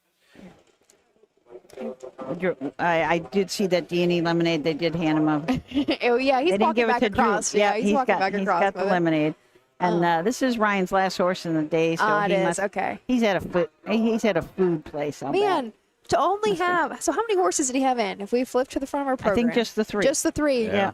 And you're in the first winners. 5. Yeah. Hold on, timeout. Who did he pay today to get put on the early part of the card and not even have to stay here all day and then wins all 3 of them? And he's coming back tomorrow. Well, hopefully it's as good as it has been today for him. Interesting, this Woodrow Blue Chip, a lather up out of a Blue Chip mare, bred by Blue Chip Budstock from New York. It just kind of goes to show you how there's so many other out-of-state entities that are breeding Ohio horses. So many. Yeah. And also, I think Doug was very cautious on saying how many wins that Drew had. He has over 160.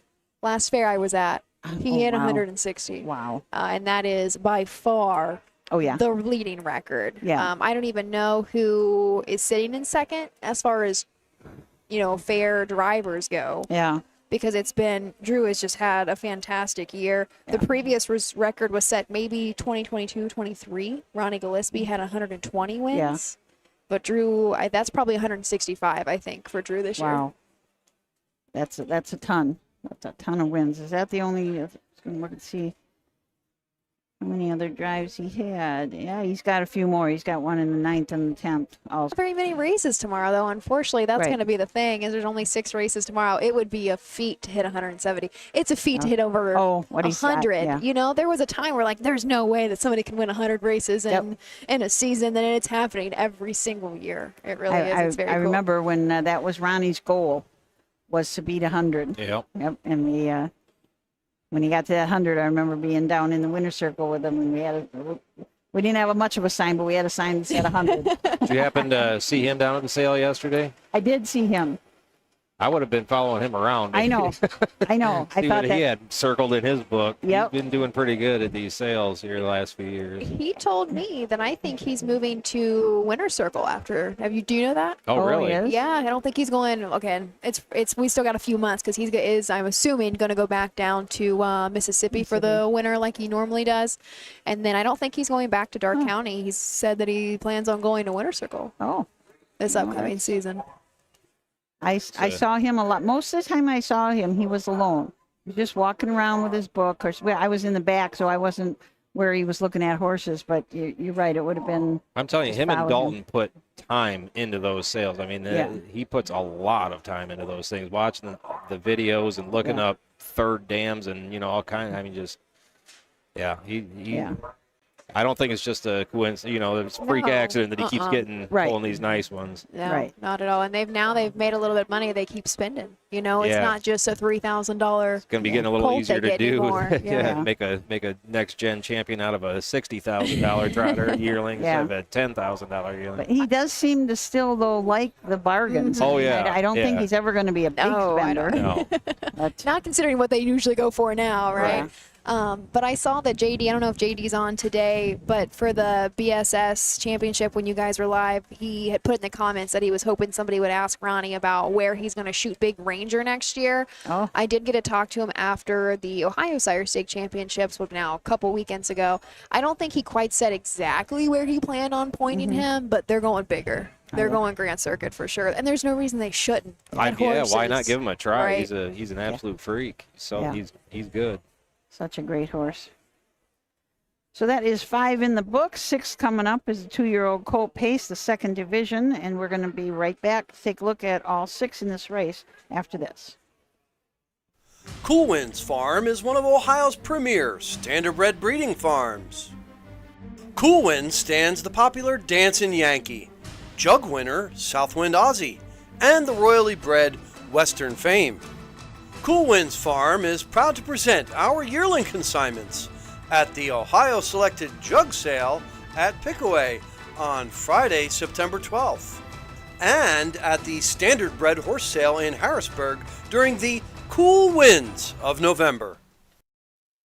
Wallem Racing has been racing and breeding winners for over 5 decades, specializing in the development of young horses racing in Ohio. We are currently looking for new partnership opportunities as the fall sales approach. Our facilities feature a half-mile all-weather track, a sand track, beautiful turnouts, and everything that is needed to set your next quarter filly up for success. Want to own your next resource and have fun doing it? If so, contact us today and join in on the thrill of Ohio harness racing.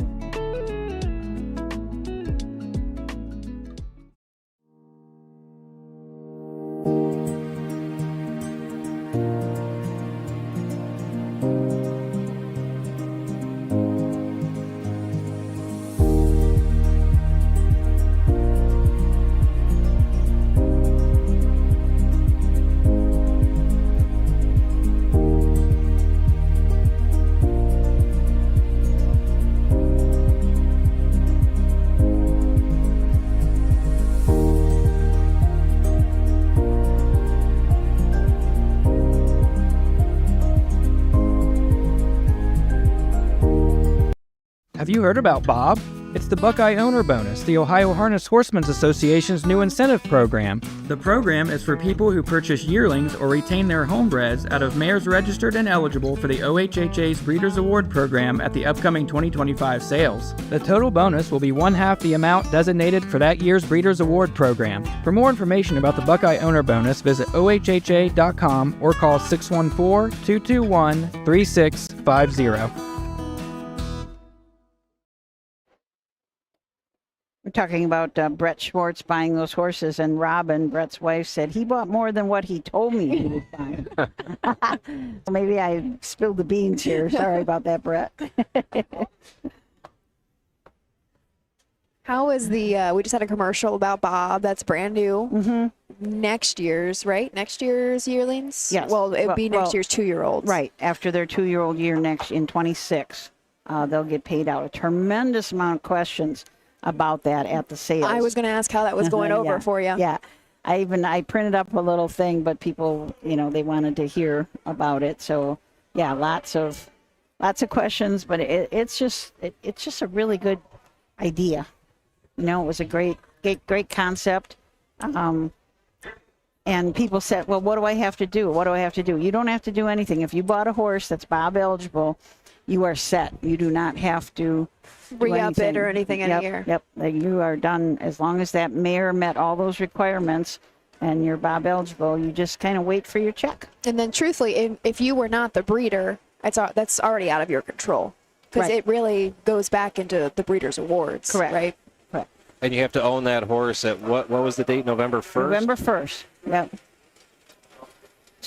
We go into post-breed. Oh. Was that it? That was it. This race in memory of Diane Miller.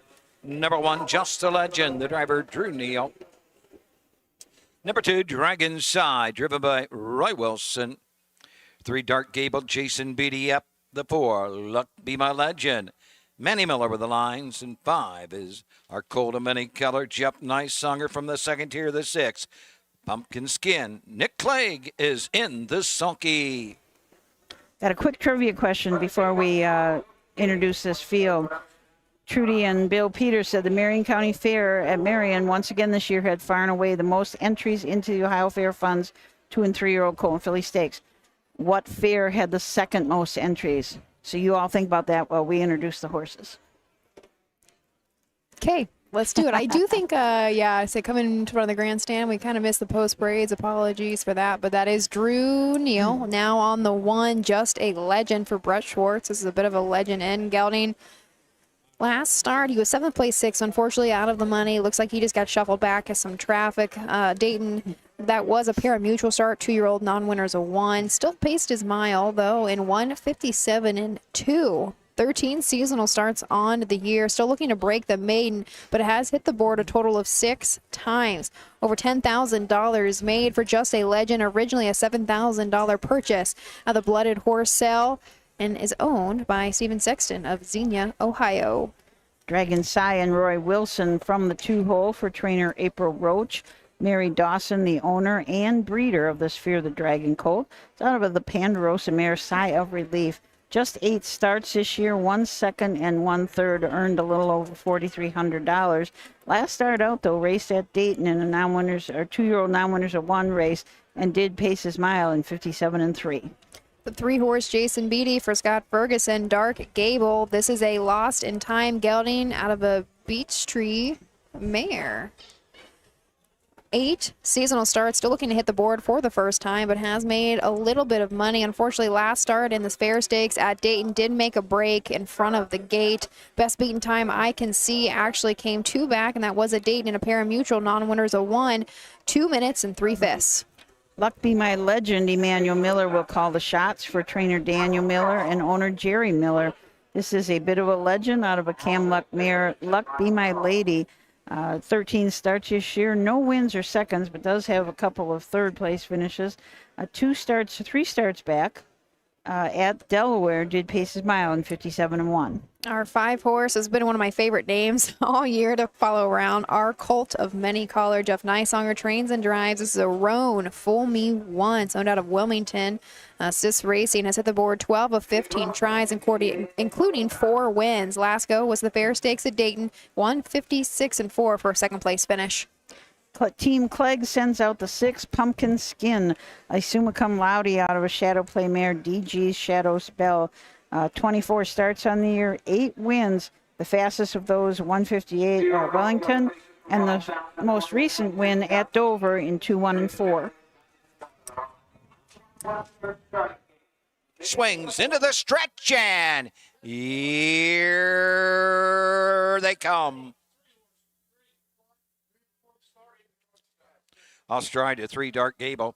And they're off and pacing. Our Colt of Many Keller. Nysunger's going to send him right to the front, and he clears to the pylons. Just the Legend comes out in second. He'll get the 2-hole trip. Pumpkin Skin for the second tier comes out in third. Up the backside, hung on the outside fourth, is Luck Be My Legend. Then comes Dark Gable.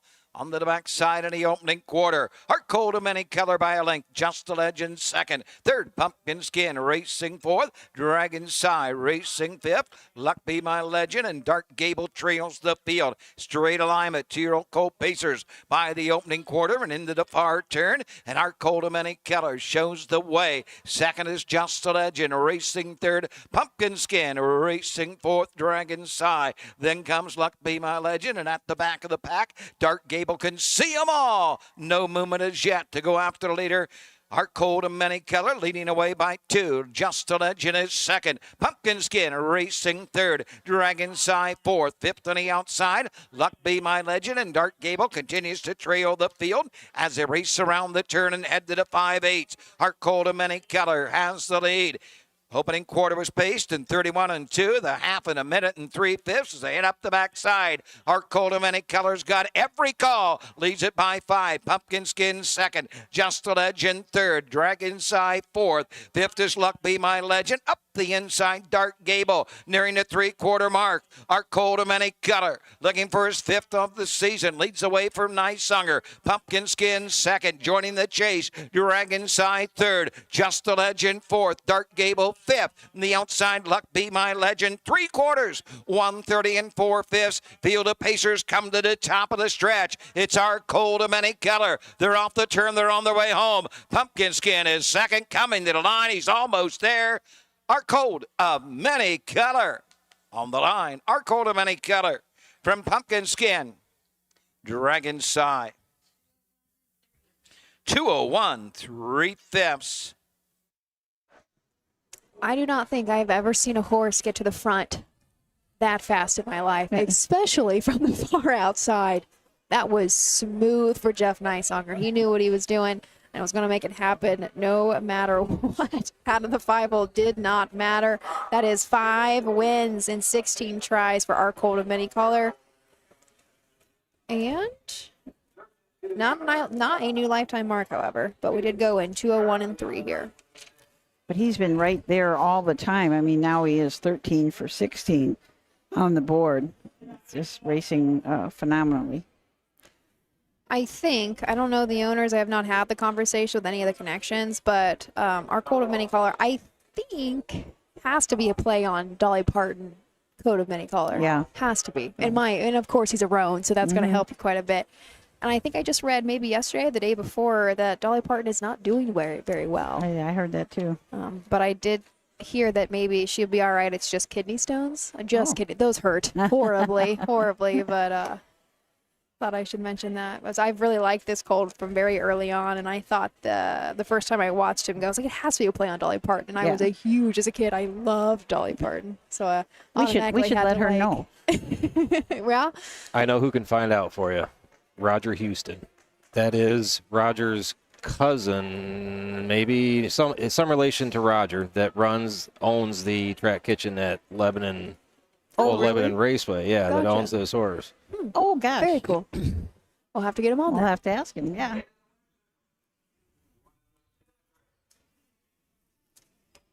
Second division, 2-year-old colt and gelding pace, Ohio Colt Racing Association for $5,426. Number 5, Our Cold of Many Color. The 2-year-old Roan Gelding by Fool Me Once out of Our Gray Girl. 5th win of the season, owned by CSI Racing LLC, Wilmington, Ohio. Jeff Nysaunger trains and drives Our Cold of Many Color. Pacing a mile, 2:01 3/5. This race in memory of Diane Miller. Our Cold of Many Color, $5, $2.20, $2.20, exact to 5.6, $5.20. 5.62 tried, 28.60, 5.6 Quinella, $2.40. Number 1, Just a Legend, finished 5th. 2 Dragon Sai, 3. The 3, Dark Gable, 4. 4, Luck Be My Legend, 6. 5, Our Cold of Many Color, the winner. Number 6, Pumpkin Skin, 2. 2:01 3/5. The quarter, 31 2. The half, 1 minute, 3/5. 3/4, 1:30 4/5. 5, 3, 4, 6, 1, 2 on the bottom. Well, we didn't get any answers to our trivia questions, so we'll let it hang out there for a little while longer, mostly because I don't know the answer. You don't? No. But do you have a guess? I have a guess. I'm going to say Paulding. I'm going to go with a long shot and say Upper Sandusky. It seemed like they had a ton of races this year. Yeah. Okay, Matt is Upper. But Paulding was my original Yeah. thought, but that seemed a little too easy because there were a lot of races at Paulding. Well, I guess you're going to get better odds with the Upper, right? Right, yeah. I have a clarification question then. Okay. We're talking that it's just fair stakes. It doesn't include Just 2 and- signature share series. It doesn't include anything else. Right, that's what they man. said. Just 2 and 3-year-olds. Just 2 and 3. Yep. Northfield.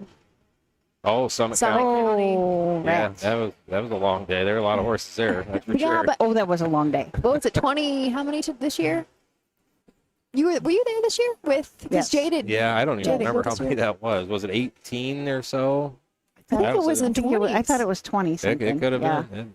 But it's hard when we have like a single race day. It's like, oh my God, there was so many. But if you think about some of the fairs that have, 2 or 3 doubleheaders. days. Yeah. Yeah, it's like, well, you might have only had 10 and then 12, but it's like, no, that's still 22 Yeah. races. But I think I'm just going to say Summit County. Okay. Well, we will find out when Trudy and Bill Peters let us know. We talking about going home from those meets on Saturday night. We did the Buckeye Stallion Series. Last race went off like at 5 minutes to midnight. So by the time we left and everything got loaded up, I stopped to get something to eat, probably about 1 a.m. And I'm standing there, and who's standing next to me at the Wendy's is Hank Levan and David Justice. So I'm feeling, I'm tired and I'm feeling, but they had to go home, put those horses down, put those horses to bed, get them all taken care of, and load up. And they were at Dayton racing the next day. So I felt a little bit foolish for Truly, but being tired. That is the biggest reason that we only go to Northfield when we have stakes. Yeah. Because it's 3 a.m. no Yes. matter what. Yep. No matter what. It makes tough to get up and do it again the next day. That's Sure for does. sure. I'm out of shape. I can't. I was Yeah. struggling the next day. The last thing I would have wanted to do is go race like 6 more at Yes. Dayton that morning Yes. or afternoon. Horsemen are tough, that's for sure. All right, let's go take a short break, and then we'll be back, and maybe we'll have the answer to the trivia. With more than 300,000 horses in Ohio, the economic impact of the equine industry in the state is over $2.8 billion. Much of that value comes from standardbred horse owners, breeders, trainers, and drivers who participate in the sport of harness racing. The mission of the Ohio Harness Horsemen's Association is to preserve, protect, promote, and serve the entire standardbred industry in Ohio and beyond. To learn more about the Ohio Harness Horsemen's Association, go to OHHA.com. That's OHHA.com.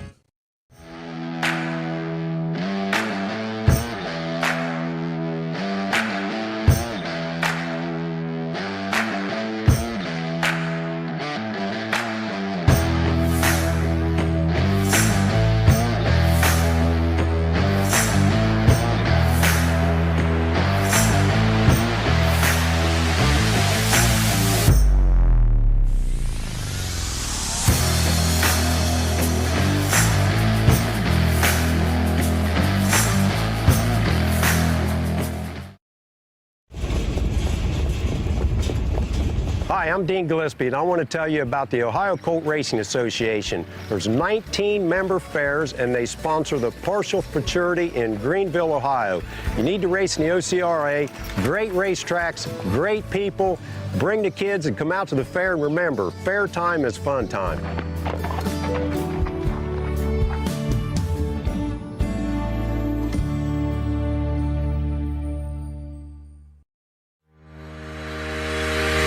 Own a little and love it a lot. The Stable.ca is an award-winning fractional ownership operation. Buy as little as 1% of a racehorse and experience 100% of the thrill.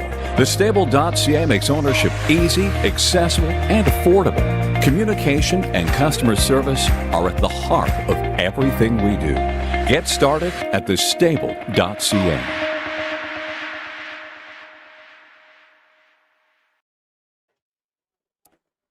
Ashley Daly, you won the trivia.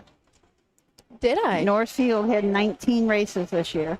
And that was the second most. How Yes. many did Marion have? Marion Did we had- get Marion's total? Nope, I don't know that. And somebody said Scott answered the question, but I can't see all of the comments for some reason. My phone's being really weird. Our service is tough here. Yeah. I've always had questionable service when I come down here for the year. We're wrapping up, of course, the 2025 Ohio County Fair racing season. This is day 1 of 2 for the Fairfield County Lancaster Fair. But tomorrow is the end of it all. End of it all. Hard to believe. I wonder when everybody's going to start going south. Yes. The people that do not board. What's the word I'm looking for? Travel. Yeah, travel for down, the wintertime. Yeah. Rosie Weaver goes to Aiken. Mm-hmm. Where's Jeff go? Nice on her. Hawkinsville, Georgia. Yeah, that sounds right. I say it's not Florida. He's south, but it's not Florida. I'm sure he goes to Hawkinsville. Who else goes south for the winter? Brian Brown. Chris Beaver. Brian Brown, I heard, is not going south this year. Oh, really? I just talked to one of his grooms on Sunday, and they are staying up. It's getting a little expensive, I think. I'm sure. To haul a lot of horses like that back and forth. So I think, and I'm sure, especially after we talked to Brian for the freshman focus, he wants to be around his family.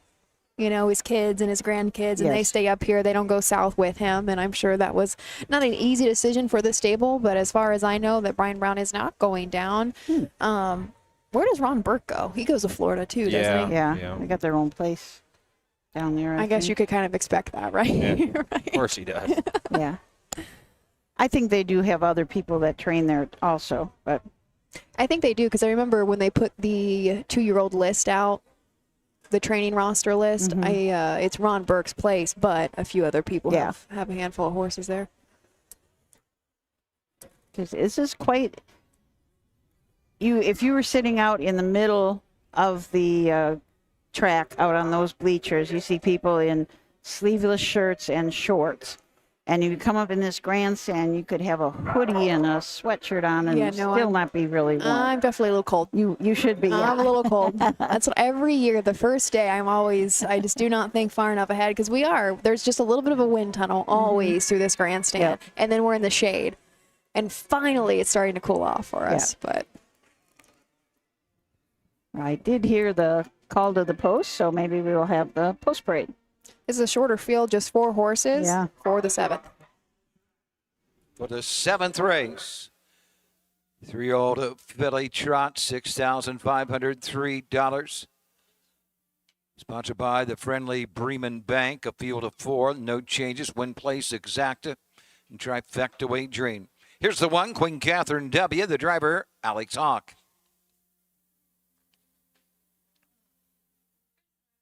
Number 2 is Flirtini with John Ryan Melsheimer. David Myers driving the 3, Long Legs Sally.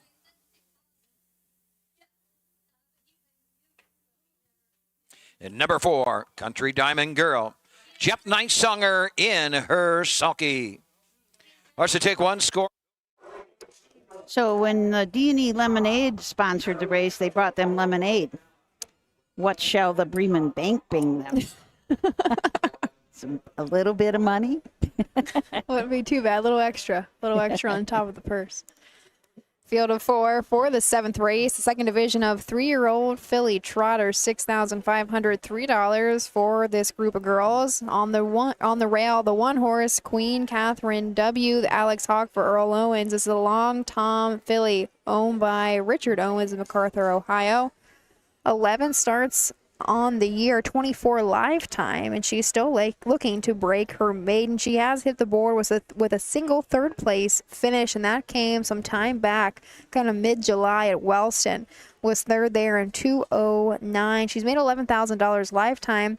Her last start seemed to be one of her best. She's made a lot of miscues throughout her time, but for whatever reason, maybe she just likes a bigger track. At Dayton in the Fair Stakes, she stayed flat, ended up 6th, so unfortunately out of the money, but went in 2:02 and 2. Flirtini and John Ryan Melsheimer from the 2-hole. John Ryan is also the trainer for Melrose Stable, who is also the breeder. This is a What the Hill filly out of a Donato Hanover mare. She likes to dance. Very lightly raced as a 2-year-old, just 5 starts. Has had 10 starts this year, 1 win, a little over $10,000 in earnings, and that win was come at Old Washington. She was actually second, placed first. Pays the same though. Our 3-horse is Long Leg Sally. David Meyer co-owns, trains, and drives this Team 6 filly out of a Cash Hall mare. Kelly Meyer of Versailles also co-owns this girl. She's had 1 win in 12 starts this year with additional 5 hits on the board. Almost $13,000 made in 2025, $31,000 made lifetime. Overcame the 7-hole, got away way back. Her last start at Dayton in the Fair Stakes, came home nice. She ended up 3rd, back by about 4 lengths, 158 and 1. Final quarter, 30 and 1, 5th. Her last win came wire to wire at, I believe that was Sydney, in 2:03 flat. Melvin Schmucker bred, trains, and owns the 4 Country Diamond Girl. Jeff Neisinger gets the lines. This is a What the Hill filly of an ABC Garland mare, Diamond Dagger. 17 starts on the year. No starts last year. Does have a second place finish. Has earned over $6,600. Last start out at Delaware in the Buckeye Stallion Series. Finished 7th, back by about 6 lengths, but did trot her mile in 57 and 4. Here we go. Just a shorter field of 4 for the 3-year-old filly trotters. The second division, I do not remember what the first division went in, though, off the top of my head. I would have to go back to find that. But regardless, we're going to turn it over to Doug Ballinger. $6,503. Sponsored by the friendly Bremen Bank. Are all in behind Mike Wepkenberg, starting gate, and here they come.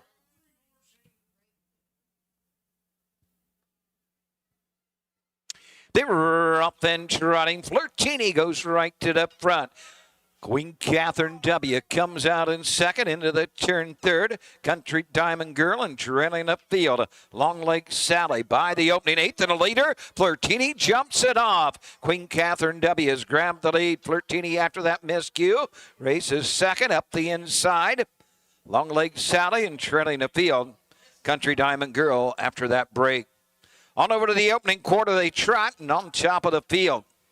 Leading the way as they race into the far turn. Alex Hawk with Queen Catherine W leads it by 2. 2-hole trip now to Flirtini. Racing third, Long Leg Sally and Country Diamond Girl trails the field. They race by the opening quarter. Quarters on the board, 33 and 4.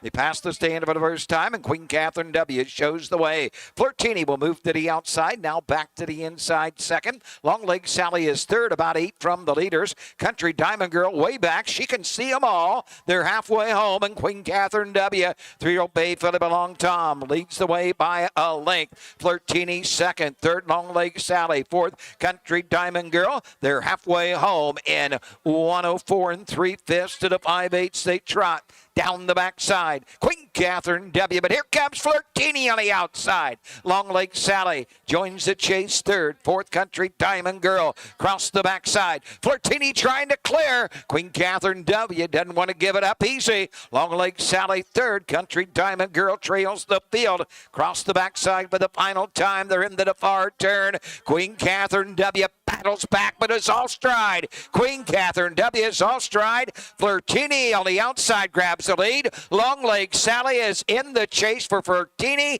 trailing the field. Country Diamond Girl. They're into the far turn. 3/4 trotted, 1:38.2. We got a battle on the front end. Flirtini. Long Lake Sally is coming after that leader, Flirtini. Flirtini needs the line. Long Lake Sally keeps on coming. On the line may have been Flirtini. Long Lake Sally, Queen Catherine W., and Country Diamond Girl in that order.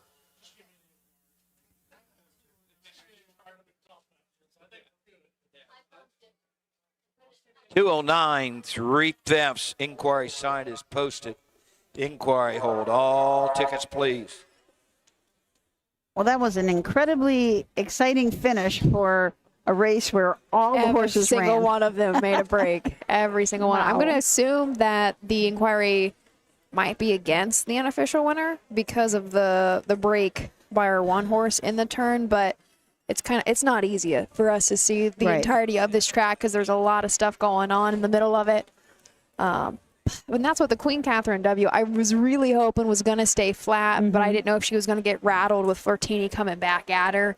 Not sure if that's exactly what happened, but just for the sake of Earl, having that filly stay flat was what I was hoping just stay for. flat. Looked like she had Flirtini put away, honestly, when she did it, and then still made I don't the know bobble. if she just got rattled. You know, Alex asking a little bit more of her, but maybe she just likes a bigger track.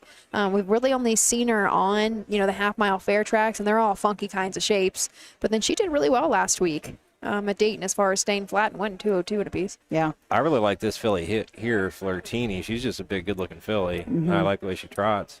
Made a little bobble today, but yeah, what was that? That was kind of funky. Yeah, She came back. She came back really like strong. 7. 2-3 will be unofficial. 2-3 still unofficial in the 7th. So we're still unofficial. I'll wait for them to also something else. Into the winner's circle. Winner of the 7th, Ayacolt Racing Association. 3-year-old filly trot, second division for $6,503. Sponsored by the friendly Bremen Bank. Number 2, Flirtini. She's a 3-year-old bay filly, but want the hell out of She Likes to Dance, her second of this season. She's owned by the Melrose Stable, Hopeville, Ohio. She's trained and driven to victory by John Ryan Melsheimer. She trots the mile in 2:09 3/5.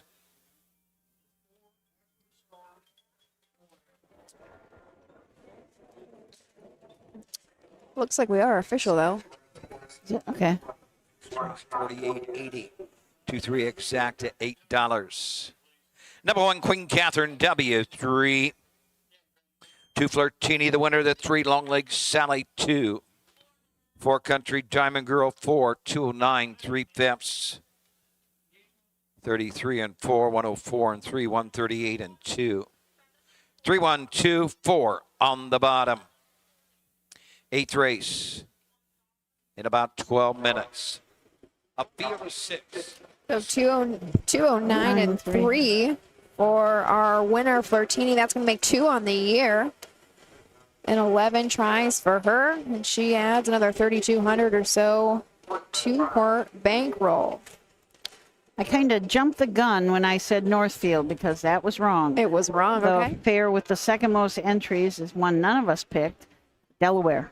I was going to say Delaware, but that's why I questioned. That's why I questioned the 2 and 3-year-old. Obviously, when it comes to the 5 days of 22 races apiece, but I didn't realize. They did split a lot of time there. Yeah, they were racing for like $3,000 there. That does definitely make sense. Yeah, good point. Yeah. But Marion had 232 entries to Delaware's 200 entries. And Bill says, to put that in perspective, Marion had exactly 4 more entries per division than any other fair. even more amazing is that Marion had 51 more entries than the third place fair of the Putnam County Fair at Ottawa, which had 181. So that's amazing. Cameron Van Roden says there were 257 2- and 3-year-old trotters and pacers put in the box at Marion. Wow. Lots of horses. Debbie said she would be interested in sponsoring races here at Lancaster. So Debbie, the speed superintendent's name is Cheryl Ricketts. If you happen to have a Huff's Guide, her name is in there. If not, shoot me an email and I will get you Cheryl's information if you're interested. We appreciate that. Everybody appreciates it when you sponsor something here at the fairs. So that's it for race 7. We're going to turn the page to race 8, and we'll be back shortly with all these horses. Dublin Valley Farms, home of Volstead Sire of 2024 Ohio Horse of the Year Sugar Instead. Also standing at Dublin Valley Farms, Slay, a promising young son of Chapter 7 and Coach K Hanover by world record holder Walner. Looking for your next winner? Dublin Valley Farms and our clients are offering an exciting lineup of yearlings with current and fashionable pedigrees. Available at public auctions this year. Backed by a team that cares, Dublin Valley Farms, Fredericksburg, Ohio. At Ohio State's Galbraith Equine Center, our veterinary champions are here for your champions 24/7, 365 days a year, providing advanced specialty care for sports horses from all stages and disciplines. Our expert team of boarded surgeons and sports medicine and rehabilitation specialists, together with veterinary cardiologists, internal medicine, and ophthalmologists, make our hospital your best resource for all sports horse performance issues. The Ohio State Veterinary Medical Center's Galbraith Equine Hospital. Call us today at 614-292-6661. Midland Acres is proud to stand the prominent stallions, TCI, Long Tom, Ready for Money, Monty Mickey, Summa Cum Laude, and Bit of a Legend. With such great pedigree and speed in the stallion barn, Midland Acres will provide a diverse group of top yearlings in the sale ring for 2025. Visit us this fall at our consignments at the Blooded Horse Sale on August 26th, the Ohio Select Jug Sale on September 12th, and the Lexington Select Sale on September 29th through October 3rd. Let Midland Acres' experience in the industry lead you to the winner's circle.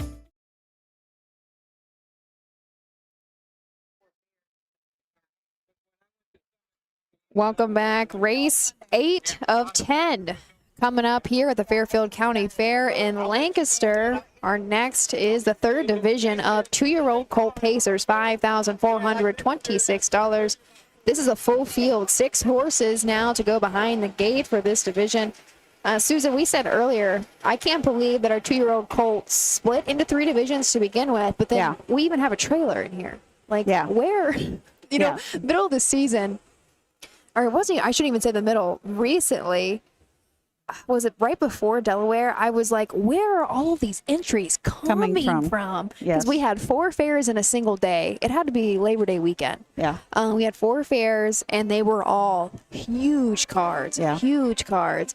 And I kind of still feel the same way, especially with these 2-year-old colt pacers. Unusual to still have 3 divisions. Something else unusual, Richard Miller was just up here. He is probably going to be our passport winner. He has been to 60 fairs, 94 different sessions of racing. That's amazing.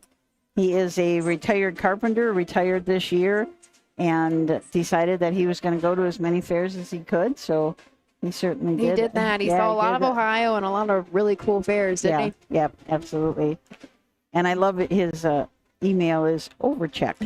That's pretty cool. Remember, your passports are due if you don't trust here at Lancaster. They're going to be due by mail here at Lancaster. They're going to be due by mail to the office on October. Beatty and Brian Georges teaming up again for Prince Friedrich from the 4-hole. A lather up out of an Art Major mare. Let's Draw, owned by Walker, Jameson, Kelly, and Kirk.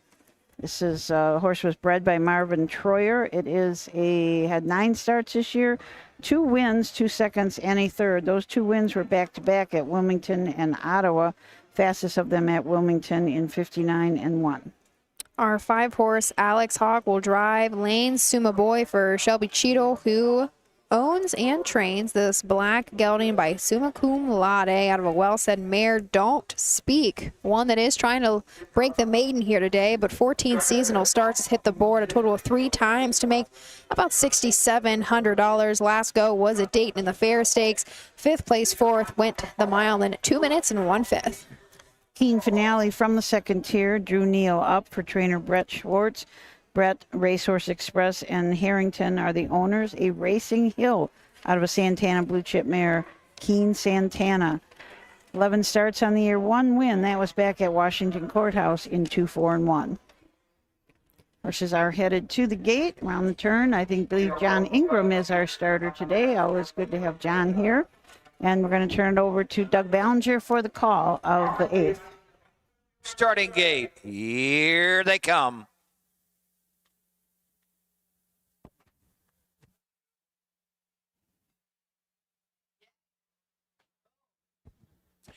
They're off and pacing. GPA goes for the lead. On the outside of GPA is GC's Legend. Off stride, forced by Fire. Racing on the outside as they race into the turn is Lane Zuma Boy going on over to the opening 8th. Down the backside to go for the first time and up on the outside. Krista Myers going to put GC's Legend on the front end. GPA, Carson Conrad would take the 2-hole trip. Followed by Lane Zuma Boy 3rd. Then it is King Finale 4th. Prince Friedrich is 5th and treading the field. Forged by Fire. Field of 6 straight alignment as they march on over to the opening quarter. They race into the far turn, and GC's Legend and Kristen Myers have the lead by a length. GPA second, racing third, Zuma's Boy, 31-3 for the opening quarter. King Finale racing next, and it is Prince Friedrich into the lane first time. Forged by Fire trails the field. Passing the stands, still in straight alignment, no movement as yet to go after GC's Legend, the leader. 2-hole trip belongs to GPA. 2 back to Lane Zuma Boy. Taking a peek to the outside. Here comes Drew Neal. King Finale. Now 4th, now 3rd on the outside. Prince Friedrichs to the inside. Forged by Fire trails the field. Off a half in 1 minute and 3/5. On to the 5/8 they go with the lead. GC's Legend. 2nd is GPA. 3rd, King Finale. 4th, Lane Zuma Boy. 5th is Prince Friedrichs. And trailing the field. Forged by Fire across the backside with a final time. GC's Legend is the leader and has it by 2. GPA second. King Finale joins the chase 3rd. Lane Zuma Boy on the inside. GC's Legend with the lead. GPA second. King Finale 3rd. 3/4, 131-4. Field of Pacers come to the top of the stretch. They're off the turn. They're on their way home. GC's Legend, the leader by 4, 5 lengths. GPA is second. King Finale on the outside. Coming to the line. GC's Legend, Kristen Myers. 2nd to 2, GPA. 3rd, the 6th, King Finale.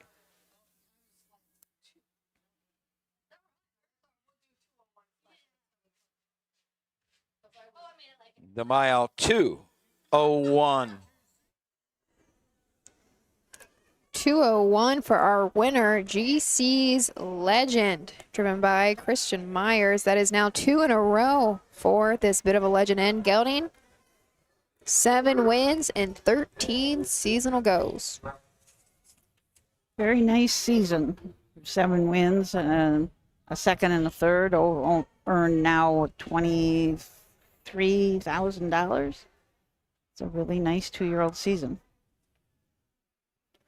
And the D&E Lemonade people are headed across Are they coming back? for give the lemonade to Christian Myers and GC's Legend.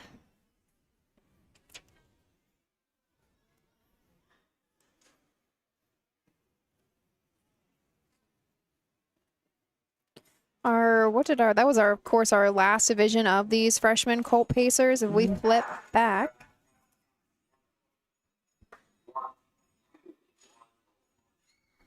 I don't know, did he just have a correction on the... I think he said 101 and 2? Yes.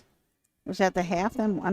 Or did he mean 201? I don't know. I guess we'll get that final from Doug again. Yeah. We might have a correction on the half or the final mile time. Not sure. Not sure. But flipping back, we should see how fast the other 2 divisions went. The first division went in 2:04 and 3. And the second division of Colt Pacers went 201-3. So it's possible, well, no matter what, even if it is 201-2, this would be the faster of all three divisions today. But I think right now our final mile time is 201 flat. We'll get that correction if Doug has one for us. Looks like Christian's very, very slowly coming back. At this pace, they'll be parading here by the time we're done with the winner's circle. I don't know if he's waiting on maybe somebody to get across. Yeah, the trainers to get to the winner's circle, so he's just slowing them up. But maybe just enjoying the last fair. Man, the windows have been very busy today, haven't they? I don't know if you've been paying attention, but we do have a window in the corner of the grandstand, and people are already probably cashing in and putting in their bets for the next race already. They've been 3 windows. There's been lines out of all of them. And they do have that behind the grandstand in the infield. They have a setup too. Doug is not waiting for him. Well, Bill Colt and Gilling Pace, 3rd division. $5,426. Sponsored by D&E Lemonade. Number 3, GC's Legend. Gio Bagel has son, a bit of a legend out of a lightning mock. 7th win in 13 tries this year. Owner Kevin Mead also trains Kristen Myers in the sulky. The mile 201. D&E Lemonade, the sponsor.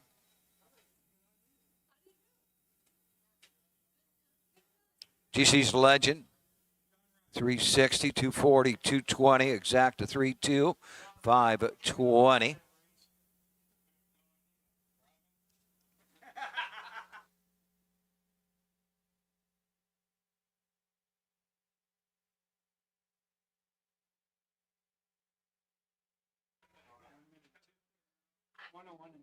Yeah.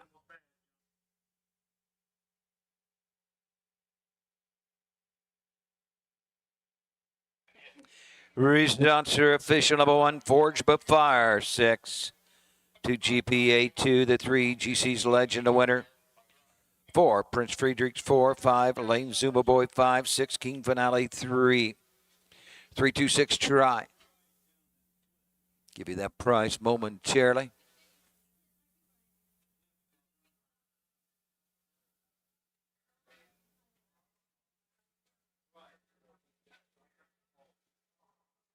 $326 try, 1660 Quinella, $2.20. Number 1, Forge But Fire, 6.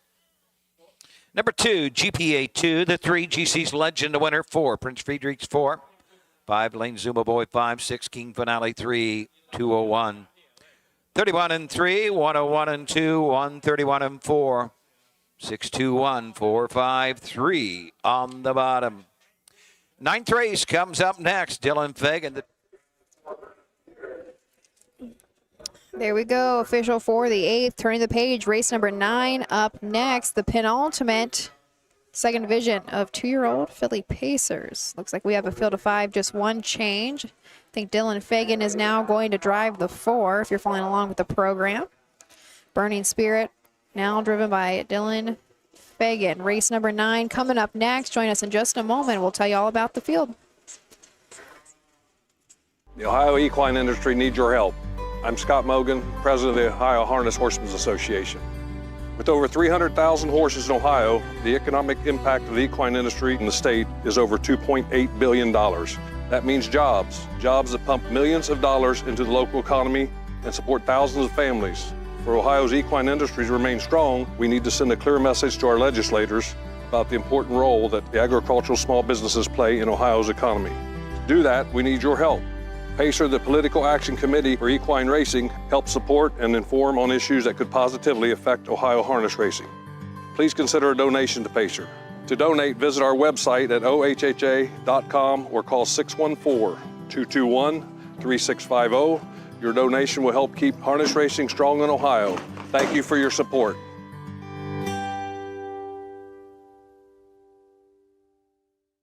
When you need supplies for your horse, one name stands out: Big D's. Since 1976, Big D's Tack and Vet Supply has been the equine experts you can trust. Whatever your horse needs is available at Big D's Tack and Vet Supply. Visit the retail outlet in Streetsboro, Ohio, or order online at BigD'sWeb.com. Sign up for text messaging and receive $10 off your order. Big D's Tack and Vet Supply. In Ohio, Hickory Lane Farm has the stallions you are looking for, like What the Hill, Uncle Peter, and In Range, as well as Branded by Lindy, Jug Winner Luz Pearlman, Racing Hill, and Guardian Angel Oz. Hickory Lane will offer a host of Ohio-sired yearlings this fall, including 6 by In Range, 5 by Uncle Peter, 4 by Guardian Angel Oz, and 1 by What the Hill. Find out more at hickorylanefarm.com.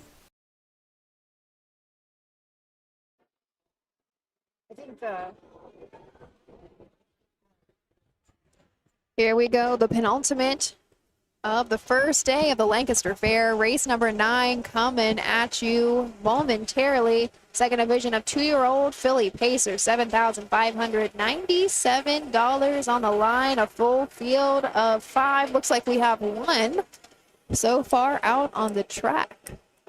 You have something special you're going to tonight? I do, so I'm going to probably leave Susan to finish us out. My alma mater asked me to come back and sit on a panel. It's called Women in Ag. I want to say they hosted it when I was a college student, when I was there. And it really focuses on careers and how, especially, women in agriculture, it tends to be dominant male industry. How we got, well, what are we doing and how we got to where we got.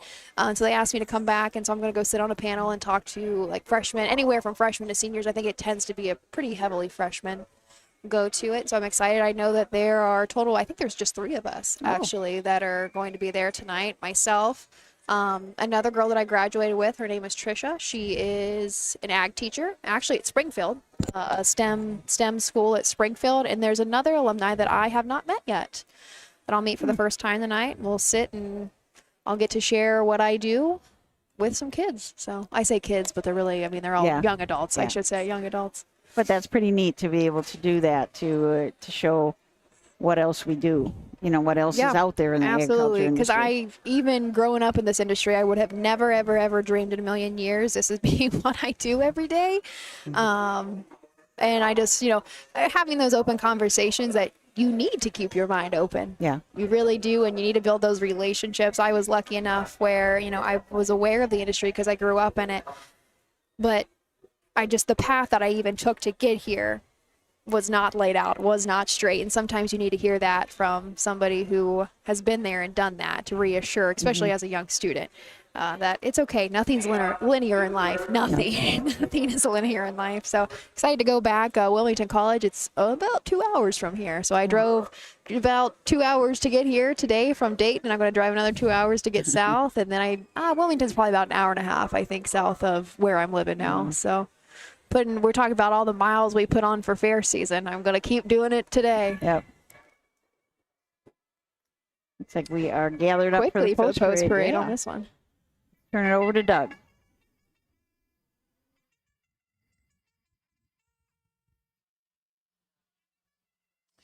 The horses are coming to the track for the 9th race. Ohio Colt Racing Association 2-year-old filly pace, 2nd division, $7,597. Sponsored by the friendly Bremen Bank. Dylan Fagan will drive the 4 Burning Spirit. Number 1 is Zuma Diva, the driver Carson Conrad. Number 2, Fairfield Ginger, Drew Neal with the lines. 3, Julia Capulet, Nick Clegg. Dylan Fagan, the 4, Burning Spirit. Number 5, ABF Velocity. Kyle Ladd is in her sulky.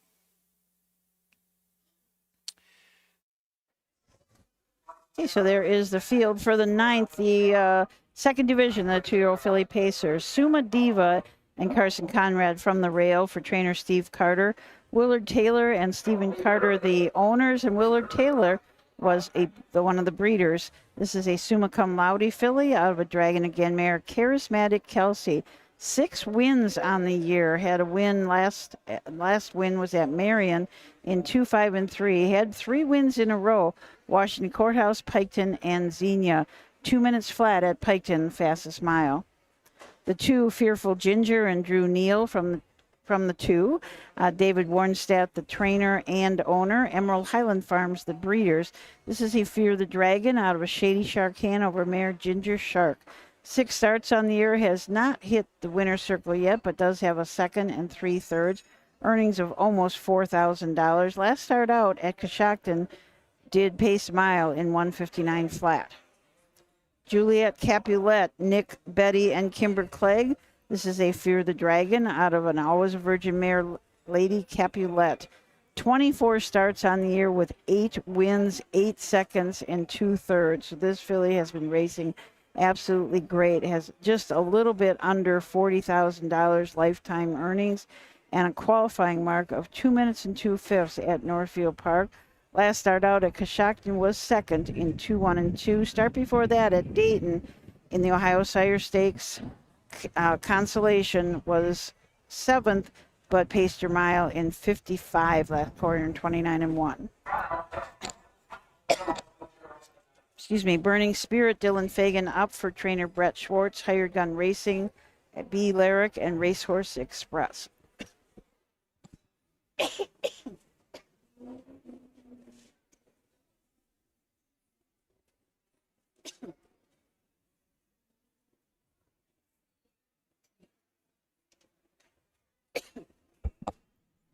Excuse me about that. So Burning Spirit, Dylan Fagan up. 13 starts this year, 2 wins. Those were back-to-back wins at Lima and Caldwell. In the 5, Kyle Ladd drives AVF Felicity. John Weisenberger Jr. is the owner and trainer. A Fear the Dragon filly out of a Pet Rock mare. 1 win on the year. That was at Eaton in 2, 3, and 4. Here they come.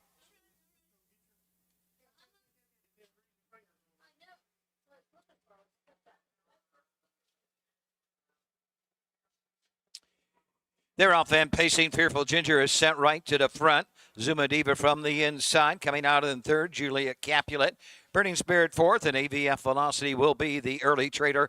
Fillies on over to the opening 8th, and they head up the backside with the lead. Fearful Ginger, Drew Neal, the Giro Bay filly by Fear the Dragon, leads away by a length. Zuma Diva will get that 2-hole trip.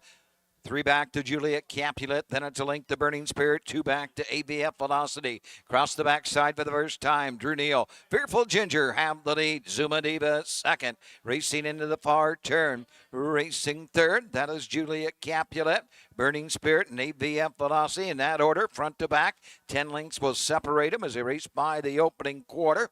At the quarter and even 31 seconds. Passing the stand for the first time. Coming to the half. No movement as yet to go after the leader, Fearful Ginger. Zuma Diva, 3 back. Then it's Juliet Capulet. 3 back to Burning Spirit. Another 2 to AVF Velocity. They're at the half. And on the front end, Fearful Ginger looking for her first of the season. Zuma Diva 2nd. 3rd, Juliet Capulet. 4th, Burning Spirit. 5th, AVF Velocity. Off a half and a minute and a 5th. Down the backside for the final time. Fearful Ginger there, but up on the outside, the pressure's coming from Juliet Capulet. Zuma Diva on the inside. 3rd, Burning Spirit. The inside, AVF Velocity across the backside. It's a 3-length lead for Fearful Ginger. Juliet Capulet, Zuma Diva, Burning Spirit, AVF Velocity. They move into the far turn, and Drew Neal and Fearful Ginger still there. Juliet Capulet 2nd, Zuma Diva 3rd, Burning Spirit 4th. AVF Velocity trails the field 3/4, 132. They're at the top of the stretch. Fillies are on their way home. Fearful Ginger is tiring and coming after that leader. Juliet Capulet on the outside. Coming to the line, Fearful Ginger. Juliet Capulet keeps on coming. Fearful Ginger needs the line, and she's gonna get it just in time to give Drew Neal his 2nd on the card. Juliet Capulet 2nd, Zuma Diva home 3rd. In 2:02 and 3/5. So that mile in 2:02 and 3. Fairfield Ginger getting her first win of the year, first win of her life. Julia Capulet was coming, though. That was getting kind of... I was pulling for worrisome. Ginger there, you know. Yeah. Doug said looking for a career win number 1. I mean, come on. Yeah, it's kind of nice to end the season like that, end the fair season with a win. She's kind of been knocking at the door her last 3 starts. She was 4th, 3rd, and 2nd. So right there, 2, 2, and 3. Julia Capulet, 2nd. Suma Diva, 3rd. That's unofficial.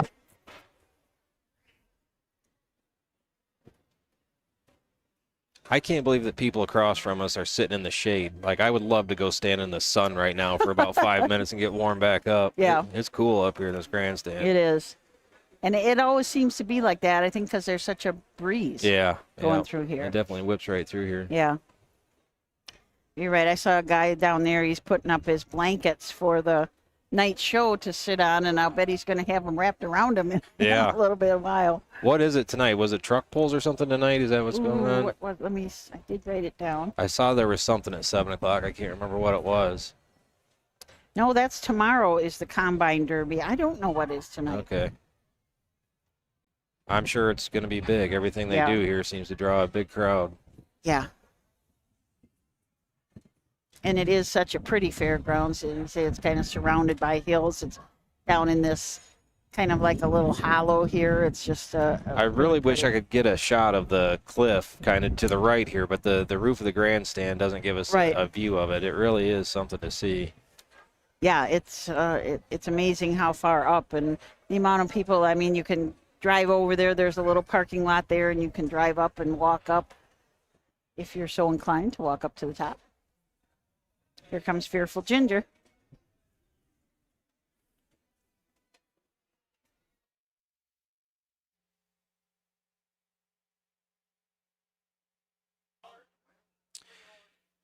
Into the winner's circle, you're one of the 9th.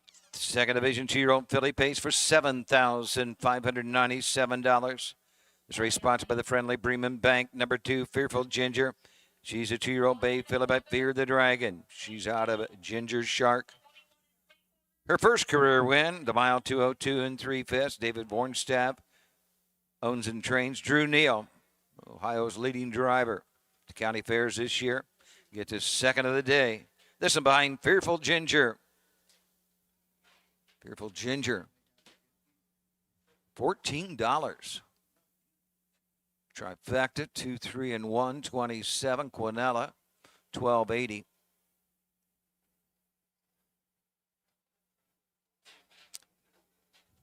Got a consolation on the Exacta 2 and all, 19 all, and 3, 320. Check those Exacta tickets. Here's the way they finished. The 9th, number 1, Zuma Diva 3, 2, Fairfield Ginger, the winner. 3, Juliet Capulet, 2, 4, Burning Spirit, 4, 5, ABF Velocity, 5. 2:02, 3/5, 31 for the quarter, the half a minute and a fifth, 3/4, 132. Going to give you a top down of a 3-1-2, 4, 5 on the bottom. 10th race is up next. Field. Okay, so that is 9 in the books. The 10th race coming up is one of our Signature Series races here. It is the Signature Series Trot, the Collins and Alt family trot. They always have some nice sponsors for these Signature Series. They're going for a purse of $4,525, which is a great purse for Signature Series. And these points will go over into next year. So when they start the next year, start the 2026 races, some of these horses will already have some points. Before we go to a quick break, I want to just shout out to all our broadcasters for the summer. Doug Ballinger, Michael Langer, Tom Pye, Jay Wolf, Jenna Otten, Jasmine Short, Jeremy Moore, Don Tiger, Kenny Livingood, Bob Roberts, Samantha Mayhew, and Roger Houston. Without all these people helping out with us, we could not do this job. And as far as our shooters, of course, Matt Clark, Stephen Taylor, Chris Santacaterina, Thomas Beck, and Steve Ulrich. A great crew to bring you all these races all summer long. So we're going to take a short break, and then we're going to be back and look at the horses in the 10th. Who feeds your need for new ideas for your family's best farm future? Ohio Farm Bureau. We work with our members to shape ag policy that will positively impact our industry. Farm Bureau is advancing business solutions to give you a competitive advantage. We help you gather information to stay ahead of important topics and technologies. Plus, Ohio Farm Bureau creates opportunities for growth. Ohio Farm Bureau, feeding your need for new ideas. Cool Winds Farm is one of Ohio's premier standardbred breeding farms. Cool Winds stands the popular Dancin' Yankee, jug winner Southwind Aussie, and the royally bred Western Fame. Cool Winds Farm is proud to present our yearling consignments at the Ohio Selected Jug Sale at Pickaway on Friday, September 12th, and at the Standardbred Horse Sale in Harrisburg during the cool winds of November.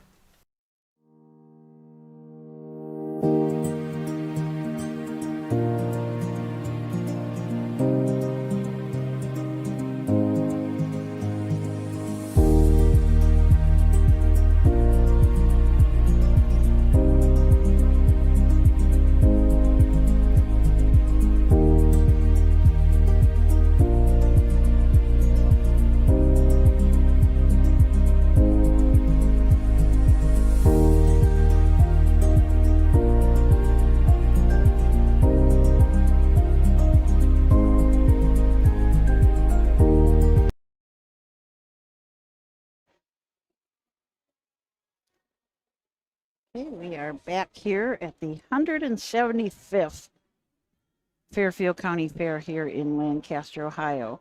The last fair of the year in Ohio. Started out at Paulding on mid-June, I believe that it was, or the first part of June, June 7th or 8th, something like that. And end up here at Lancaster. And thank all of the officials out here. Cheryl Ricketts is the superintendent of speed. She just does a great job here getting everything together. She's got a big family history here at this fair. Our presiding judge, Scott Photo, up in the photo booth way up high in the grandstand. Of course, Brad Conrad, our photographer, and the Webkenberg starting gate, John Ingram in the gate, and Doug Ballinger, the announcer. So I want to thank everybody for getting these races in. I think we went through them pretty fast. It's not even 4 o'clock yet. Got plenty of time to go to the Pink Cricket for pizza. Yep. As soon as you warm up. Yeah. Watch a little baseball. A little baseball tonight. Yep. It was fun when I walked over here before the races, walked all around the backside, and people sit on lawn chairs up there in front of the barns, and the kids were having blankets, and they were having like little picnics up there. So it's just a nice place to watch the races from either the backside or from the grandstand here. So here's the post parade for the Signature Series trot. The horses are on the track for the 10th race. I.J. Collins Alt Family Trot Signature Series, sponsored by the Fairfield County Agricultural Society for $4,525. Number 1, MJ's Liberty Valance. The driver is Alex Hawk.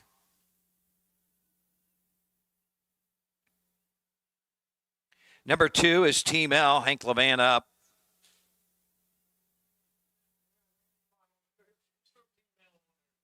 Number 3, Tommy Dawson driving.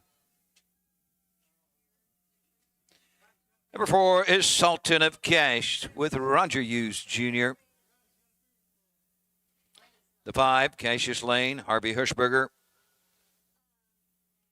Number 6 is Vrooman Bonnie, the driver, Drew Neal. And number 7, Mr. Steele, Charles Bolin in the sulky.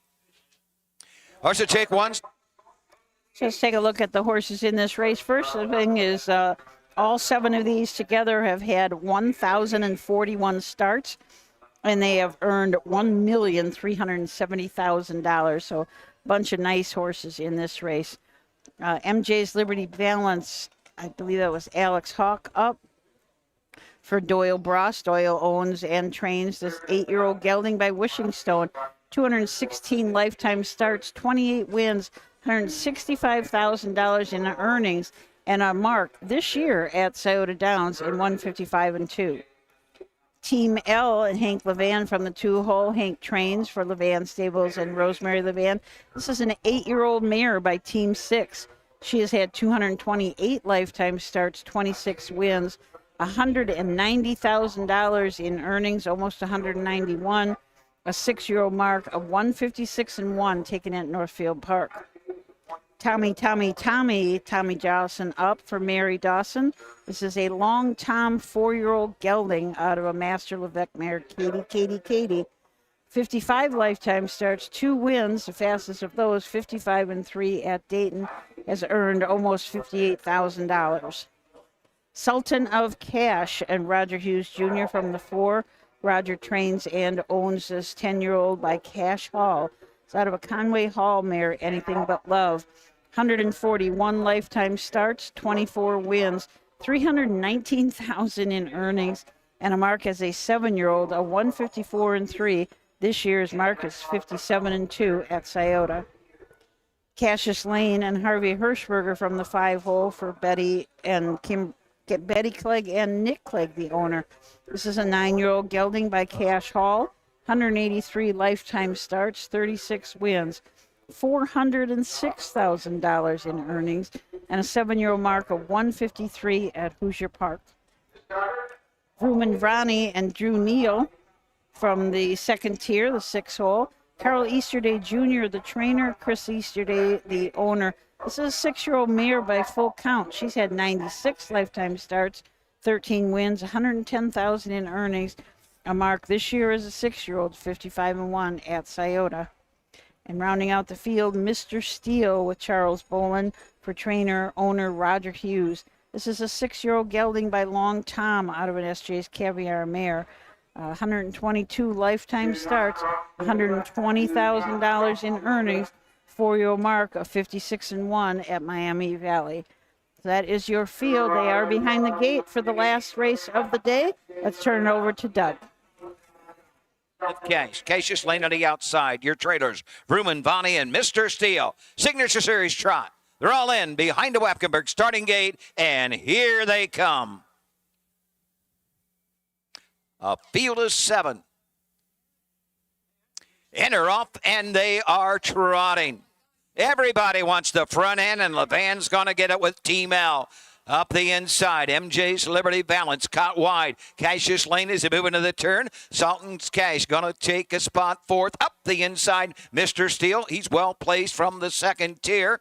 Vrooman Bonnie, and at the back of the pack, Tommy. The early trader. They're going to settle in straight alignment across the backside. MJ's Liberty Balance. Alex Hawk lead the way. Team Alavan will get the 2-hole trip. Mr. Steele 3rd. Vrooman Bonnie 4th. Hung on the outside 5th as they race around the turn. Vrooman Bonnie around the turn. Sultan of Cash and Tommy derails the field as he trot by the opening quarter. Around the turn, MJ's Liberty Balance has him by that mark in 30 4/5. Team L right there 2nd. Passing the stands first time. Coming to the half. Taking a peek to the outside. Mr. Steele from 3rd. Racing 4th. Cassius Lane moving to the outside from the back. Vrooman Bonnie's been out every step. Sultan of Cash will come to the outside and pick up the cover, and Tommy trails the field. 5 in and 2 out there at the half. MJ's Liberty Balance has them there in 101 2/5. They head up the backside. Team L right there and ready to come into the outside. He's got the trip.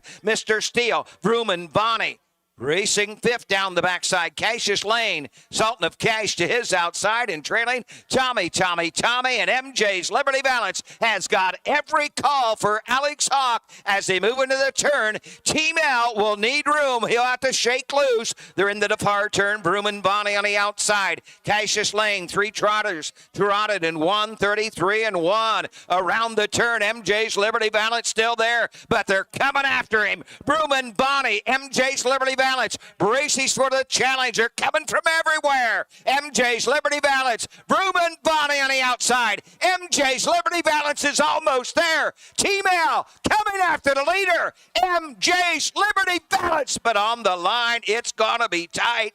Either MJ's Liberty Balance or Team L. It'll be a photo all the way. The mile, 2:03 4/5. What would you call that, Matt? What do you mean? Would you think Team L? Oh, yeah. I think so, too. It almost seems like as soon as MJ's Liberty Valance saw Team L on the inside, came back on a little bit. Yeah. Yeah. What a finale, though. That was a pretty good race there to end things. Absolutely. It was a great race. These old trotters, boy, they, as Doug said, they're coming from everywhere. They really, a bunch of nice old horses. When you got a group of these that have made $1.3 million, I mean, gosh, they average $1,300 per start. Wow. That's a nice average. If you can bring home $1,300 every time you start, yeah.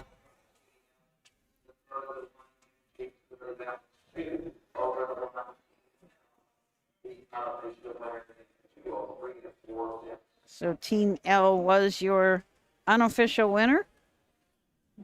Only one of 2 mares in this field, her and Vroom and Vani taking on the boys.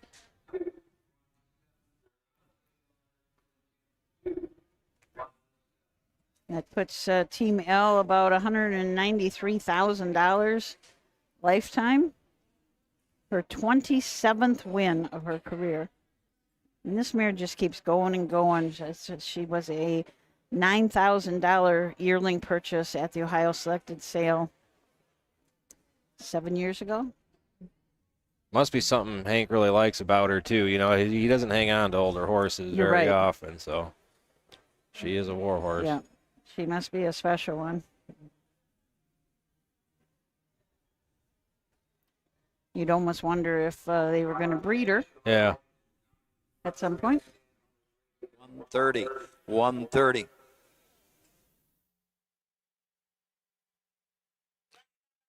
Into the winner's circle. You order the 10th race, the I.J. Collins and Alt Family Trot.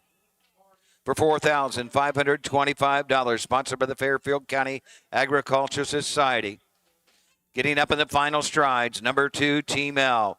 The 8-year-old bay mare by Team 6 out of Ariana Hall. 27th career, 7th of the season, owned by the Levan Stables and Rosemary Levan. Hank Levan trains. Hank gets his second winning drive of the day. Team L home in 2:03 4/5 to take the Signature Series Trot, the I.J. Collins and Alt Family Trot. Return 1780, 562.40, exacta 2-1, 75.80. Double 2 and 2, 81.20. Number 1, MJ's Liberty Valance 2. 2 Team L, the winner. The 3, Tommy 7. 4, Sultan of K. 6, the 5, Cassius Ling 5. 6, Ruman Bonnie 4. 7, Mr. Steele 3. 2:03 4/5, the winning time. 30 4/5, 101 2, 133 1 gives you a 217, 654, 3 on the bottom. Well, that wraps it up for Wednesday. Okay, and as the fairs wind down, all of us at OHHA want you to know how much we appreciate everybody watching in, appreciate our sponsors, and thanks for spending part of your afternoon with us. We know you got many choices to fill your time, and we're really happy that you decided to spend some time with us. We'll be right back here tomorrow in the Lancaster Grandstand, 1:30 post time. We hope to see you then. Have a great day.